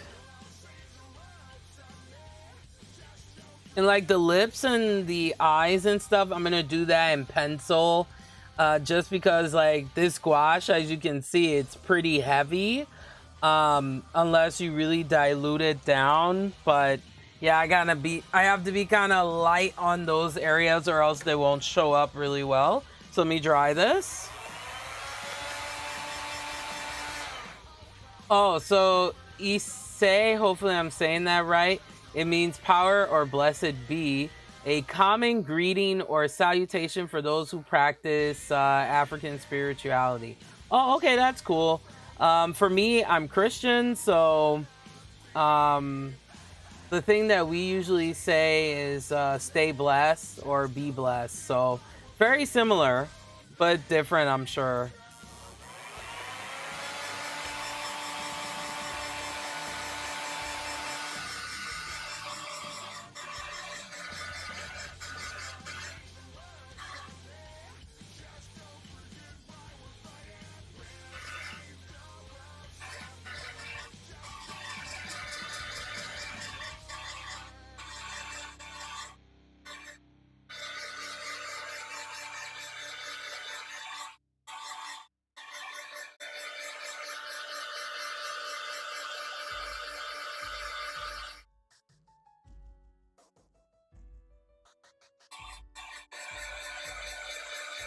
And Neo says, same taste, different flavor.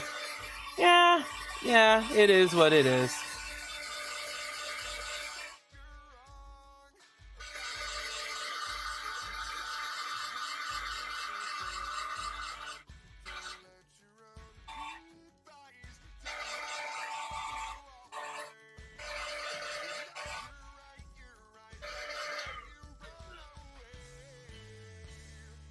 All right, so I'm gonna stop it there for my last reading sprint here. And man, this book, guys, Rogue to Ruin, this is a very complex historical romance. Since I'm kind of coming into the middle of it all, I wouldn't recommend this series for beginners, and here's why. With historical romance, there is a lot of technicalities with royal terminology, Even you may have to understand the time period. Like, for example, the main protagonist, Anne, because the book kind of goes back and forth between Anne's perspective and Rafe's perspective. And both of them are, like, if you really think about it, vigilantes. But the thing I don't like about this book already off the bat, though, is the time is jumping all over the place. So it's like forward in time, present day, then a week later, then another week later, then a week in the week in the past or whatever. Then they go back to like Rafe's mindset at the time. And how I feel bad for Rafe, actually. He holds a lot of guilt because of the way Beatrice's friend Sophia was treated. Like, he literally abandoned her and was like, okay, bitch, handle your business. Now, I do like the whole thievery thing. It's kind of cool, you know, especially seeing women in those positions. A lot of historical romances kind of stereotype women who are thieves. So this is kind of a classier way, in a way, of presenting female thieves. But it's the time period, you know, there's constant, oh, wait a minute, you're a woman and you need a chaperone. Because, guys, those days, if you were a woman, it was not ladylike to meet a potential suitor if you did not have, like, your parents with you, or a uncle, or it could even be your nephew or brother as this kind of like guardian. Because in this time period, guys, like, 18th century is kind of a mixed bag, because on one hand, women didn't have rights at all, but in the other hand, there were women like Anne that were a little more rebellious. And I love the whole tongue-in-cheek thing that she has with the man that she knows as Lord Bodyguard, who I think is Rafe overall. And there's a lot of like him being like, well, if I tell you who I am, then we can't be together. So I'm just like, is this some forbidden romance? There is an age gap between them, because Lord Bodyguard, he's in his 30s and Anne is in her 20s. So, you know, is there age gap, forbidden romance going on here? Only time will tell. But it's a lot to take in. I mean, I'm even having difficulty following this story. Now, to be fair, I'll probably have to read the other two books maybe for that to make sense. But it's a good read, but it is a complex read. If you're not familiar with the time period, with like Viscountess, Duke, Earl, like if you're not familiar with all that, you're gonna be like, what is going on? This is not a standalone book, so I would suggest reading the rest of this series before embarking on, well, the first two books before embarking on this third book. But you know what? We're gonna continue going through it. We still got like 8 hours to go, so it's a long book. But I'll do a final review on it once we're finished. Well, me going through it and doing the reading sprint. But I thought this would be a fun way of hitting two birds with one stone, where I'm, you know, listening to the book and then of course doing my adult coloring here. And as you can see, it's really coming together. These squash paints from Arteza, they're very bold, very vibrant. Once I'm finished painting the base and letting it dry completely, then I'll have to do a little bit of retouching work with the pencil, and then I'll just wrap it up with some colored pencil, and then yeah, that should be it. Maybe do a little bit of shading and all that. I'm probably gonna put a different color in here to kind of give it some excuse me here, some dimension. So what's coming up for the show, guys? We got a lot coming up. Going to continue doing these reading sprints. I'm gonna start another dark romance series by Paisley Parks, and it's definitely one that's it's a mafia romance, and you know mafia romances, those type of books can really um like push the envelope. So I'll be working on that book series by her, and yeah, a whole bunch of other stuff. I'm gonna start reading some um manguas. I'm actually going to start reading some adult manguas, so I'm looking forward to that, and some regular manguas as well. So looking forward to that too. Hopefully, you guys look forward to that. But yeah, you guys let me know what you think about this segment. If you have suggestions and there's another book, guys, after we finish this one. Oh my gosh, you will gag. It's an interesting take on the Regency era. It's another historical romance. So what I do, guys, is I pick 3 books a month to read. Because my goal, hopefully by the end of this year, is to read 100 books. That's my Goodreads challenge right now. Last year I tried 50. No, I think I tried 10 and I surpassed that. So now I'm gonna take it up a notch and do 100. I know I can do it because I tend to read either when I'm doing the show or during the weekends or whatever. Oh, and another thing before I conclude, guys, I cannot believe this, but one of my favorite musical duos after 28 plus years of being together, Daft Punk has decided to disband. And they ended up making a 8-minute video. It was called Epilogue. And here's the interesting thing is their publicist came out with the allegedly here with the statement being like, okay, Daft Punk is no longer together, but they did not give a concrete reason why they're disbanding. And this is just me giving a hypothesis. I think the reason why Daft Punk disbanded, guys, is, come on, they've been together for 28 years. That is a long time for a DJ music producing like duo. Okay? I think they're disbanding because maybe they want to do separate projects now and be their own person. Because, you know, they've been the duo where, you know, wearing the robot mask and all this stuff. So I just feel like, you know, sometimes you know when something has to end. And as much as the Daft Punk stans and super fans are all in their feelings, which I get it, Daft Punk is amazing, guys. If you have not listened to them, and you probably have. I mean, they have songs like, they did a song with Pharrell a couple of years ago called, well, no, that was recent. It was called Lucky. And they worked with artists such as The Weeknd and all this stuff.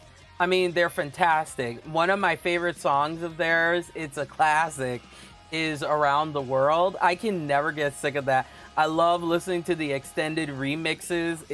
That is the song right there. But you know, the good thing is at least Daft Punk is disbanding on a high in their career. They, you know, and to me, and maybe it's because I'm a super fan, but it would be very rare for Daft Punk to come out with a terrible album, and nobody wants to end their career or, you know, to end a band with a crappy album. So there's plenty of music, guys, that you can listen to Daft Punk, but I just wanted to mention them because they play a very significant role in the alternative pop culture, and especially they did things that, you know, people today say is cool, but they did it before it was cool, guys. You know, and there was a time that if you liked Daft Punk, people would make fun of you for liking them because they were so avant-garde and they were so ahead of trends, and a lot of the things that dance, you know, music that you hear today, you gotta look back at bands, you know, at DJ producers like Daft Punk, but there's a lot of other people, guys. I mean, you got people like Jamiroquai, and actually one of my favorite DJs right now, and he kind of mixes the old with the new, and he's more on the hip hop side, is K Tronada. If you have not listened to his album recently that came out called Bubba, it features one of my favorite songs, The Worst in Me, is a song that he did with Tinashe. He is brilliant too. So I just wanted to say, you know, to Daft Punk, thank you for 28 fucking years of consistent, well put together music. Thank you for making it okay to be alternative and to dress differently and to not, you know, feel bad about it. Because a lot of times, guys, when, you know, you're an alternative person, a lot of times people want to make you feel bad for being yourself and being, you know, eclectic or whatever.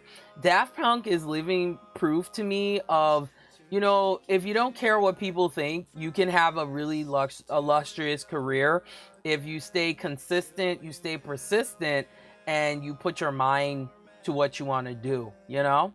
But yeah, guys, thanks so much for watching another long extended live of Bookshade. And yeah, guys, we got a lot coming up. I got more condensed book reviews and things. So we're going to have a lot of fun on here. I do my best to update the show on Tuesdays and Thursdays. My other spin-off show, or my main show too, the Curving, well, this is a spin-off show, but my main show, Curving Metalhead Show, that's on Fridays and Saturdays and sometimes Sundays, when I'm not, like, you know, reading my research for, or reading, you know, research for my thesis. That's like my whole life right now, guys, is thesis. That's like what I live for. Let me know, guys, what you think about Bennett Klein, or if you've used or, you know, worked on his stuff. But I think we're off to a we're off to a good start. I can see this really coming together. But the thing about gouache, though, is you just have to have patience, and once you get used to it, you can, you know, get really beautiful results, as you see here. Of course, guys, once again, keep in touch. Thank you, guys. Oh my gosh, guys, I have 100 followers now on TikTok. I can't believe it. Like, it's insane. Like, it's crazy how you guys have just accepted me on TikTok. So thank you. Now I'm still debating, though, if I want to do Twitch or like YouTube as well, just because for me, guys, something that's really important is growth, you know. And I know with Twitch and YouTube, it's something where growth takes time. But what I'm noticing now, guys, is the trend is more short content, you know. And yeah, live streams and things will still, I think, be really popular because, you know, interacting with your audience and everything like that. But I just noticed that the engagement that I'm getting from YouTube, as well as I mean, Twitch is okay, but it's not as it's just not as good as I thought it was going to be. So I've been, you know, thinking about stuff, making decisions and stuff. But it seems like I may switch over to doing shorter content. I may have to do that, just because I don't know. I'm going back and forth with it, but you know, it seems like you guys like the more condensed 60-second, you know, minute kind of content. I don't know, but yeah, I'm still debating. I'm like, do I still want to do it? You know, I go back and forth because it's like sometimes I'm like, man, I love doing YouTube, I love doing Twitch, but then sometimes, of course, which is part of the process, you feel discouraged, you know. And I've been doing this for some time, you know, so I just don't see the the growth that I would like to see, which would be nice, you know. And this is not me bitching or complaining, but you guys know I keep it real with you guys. This is the reality of being a, you know, a Twitch streamer or a YouTube streamer. Is like when you're not seeing a lot of like engagement, you have to ask yourself a question: is it your content, or is it, you know, because you're, you know, you're in a oversaturated like market or whatever? So yeah, I have a lot to think about. So I think what I'm probably gonna do is really kind of look at you know, where I feel that I have a audience, and then that's where I will, you know, be at, because it's like I can only do so much. I'm like one person. So it's like I can't stretch myself too thin, because I gotta make sure I'm working out and eating, and you know, I go to work and everything like that to balance it. So yeah, I'm gonna be, you know, doing my research, and you know, wherever I see my audience is, that's where I am going to, you know, where I'm going to be. But if I see that, you know, maybe Twitch is not it, then I'll stop doing Twitch. Or, you know, if I see that, oh, you know, YouTube is not it and something else works better, then that's what I'm going to go with. So, all right, guys, well, I'm going to get out of here and eat something, and then I'll come back and finish up, you know, working on my outline, and you guys will get to, you know, see my process of working on my thesis. And right now I'm working on my outline, so I'll be back in a few here, guys. So like I said, once again, I'm on that TikTok, I'm on Instagram, I'm on Twitter, and you can check me out there, which is at Bookshade #1. And then I also have a Facebook page for Bookshade. So this is where I put all of the lives and other stuff too, that, you know, like showing the progress of the art that I'd be working on and all that. But yeah, it's a lot to think about, guys, because it's like I want to make sure I'm putting my energy in something that I feel is worth it. You know, I feel that people are watching, because if people are not watching it, then there's like no point of me putting energy into it, you know. Oh, and Neo says live panel discussions seem to be doing well, messy but doing well. For me, I'm not big enough to be able to do those where people would be interested. And then secondly, and this is the issue that I have, not with Twitch though, it's mainly with YouTube audience, is that, like, for example, I went back and forth, guys, because I'm currently reading a dark romance series that is like a mafia romance. I'm going to start doing that. Now, a part of me wants to review it, but then another part doesn't, because with YouTube audience, and I don't know why, people just want to like censor you in a way. And what I mean by that is like, oh, why, like, you can't, you know, you can't do a review on this romance book, or how dare, you know, excuse me, you know. So that's the issue that I have, is with like the censorship part. Like, if that was not the issue, oh, I would enjoy doing those things. But it's like, I don't know what it is, but that people just, they get upset, you know? So that's the reason why I started to do more, excuse me, guys. I started to do more concise stuff, was because I noticed, like, I could talk about dark romance in that format and not have an issue. Or talk about, you know, certain romance books that I like without, you know, like, for example, some people had an issue with me talking about romance books with older men, you know. I don't have that issue on Twitch. You know, I may have people who will come and joke with me or something. That's fine.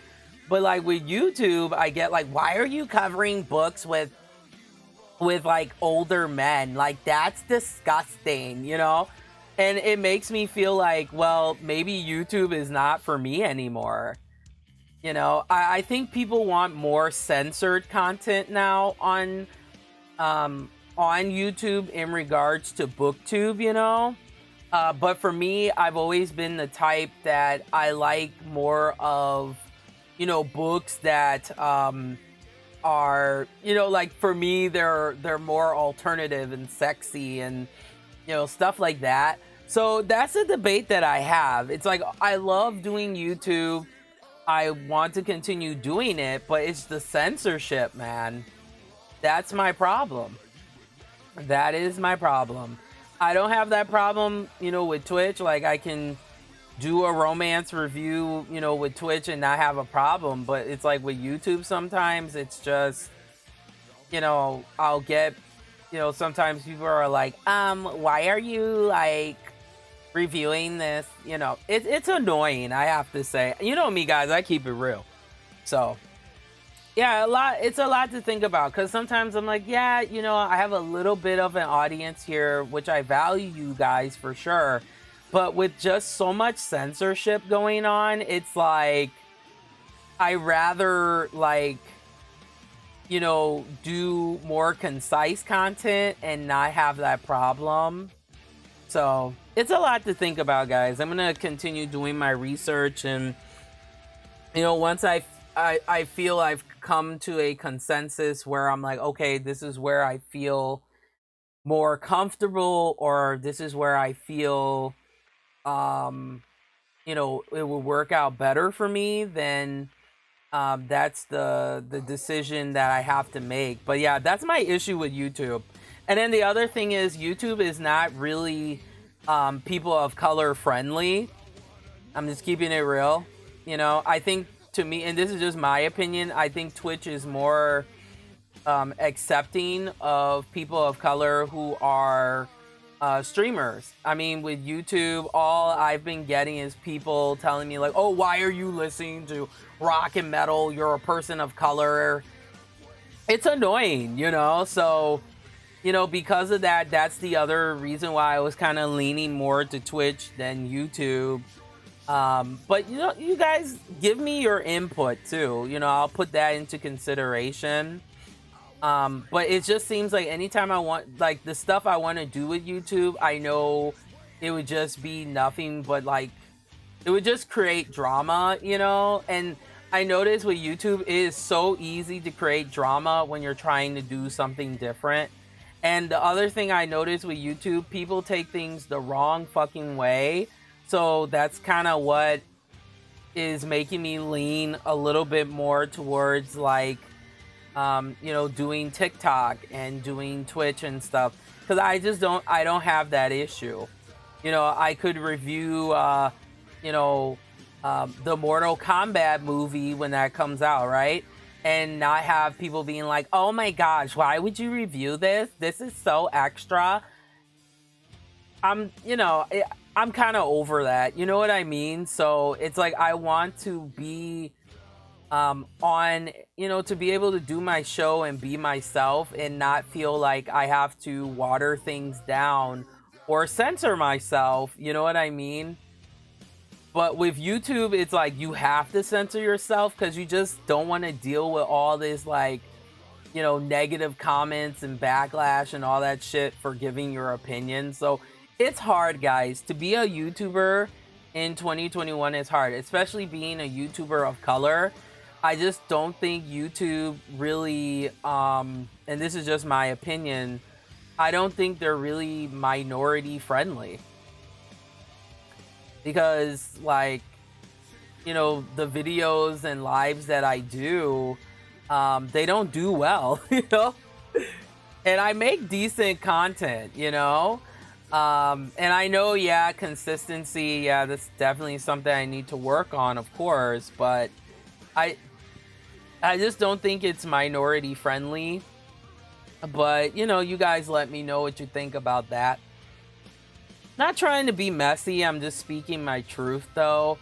I've had better, you know, experiences on the other places that I do the show than sometimes on YouTube, you know. And I don't want you guys thinking like, oh, you know, that I'm like neglecting the show or anything, but it's just something that's been on the back of my mind, because it's like I'm putting all this time and effort and stuff, and then I'm not seeing growth, you know what I mean? So something to think about, y'all. I don't know, maybe it's because I'm a person of color, I don't know.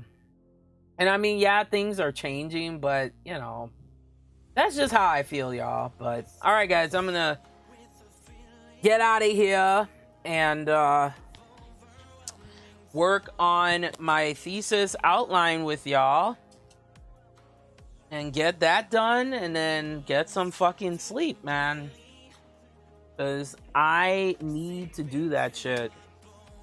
Because it's like I'm still sick, you know. It's just, I cannot wait, guys, till summer comes and it starts to warm up, and I feel like this cough that I have will go away.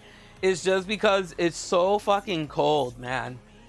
Oh, and also before I go too, guys, my heart definitely once again to those of y'all that live in Texas. Man, you guys, excuse me, let me get some water here. Yeah, you guys have been catching a hard time, and I know, you know, you guys have been dealing with people, you know, trying to make fun of the situation and teasing you guys. Do not listen to them. Focus on yourself and, you know, do what you have to do, you know, respectfully to survive and make it. There are many people like myself who believe in you guys in Texas, and things will get better. You know, things will get better. But, you know, one thing I've learned from this Texas situation is, you know, it's always good to be prepared for expecting the unexpected. It's not Texans' fault at all, because, you know, in Texas, the weather is not conducive to be this, you know, fucking cold, you know, and snow like that. So it's not the Texans' fault at all.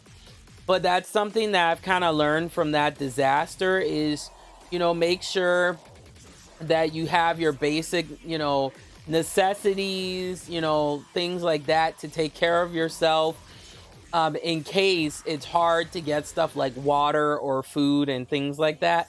So it's just good to, you know, be prepared for things. But sometimes it's like you can't be prepared because shit happens, you know. But once again, my heart goes out to y'all. Please take care of yourselves. You know, please be safe, and do not listen to the people who want to be assholes to you, because only an asshole would say, you know, like, oh, well, you guys just deal with it. You know, the rest of us that live in winter climates deal with this, you know. That is not considerate at all. So, you know, these are the times, guys, where it's important to be a humanitarian and to have a heart, you know? And, you know, this is not the time to be an asshole to people, because people are going through some shit, you know? Some really crazy ass shit. So let's be there for each other. And, you know, there's unity in community, guys. Remember that. All right, guys. So I'll be back in a few here. But like I always say here on the show, remember that reading is Halloween. All right, guys. I will talk to you coming up on the Thursday. All right, take it easy, guys.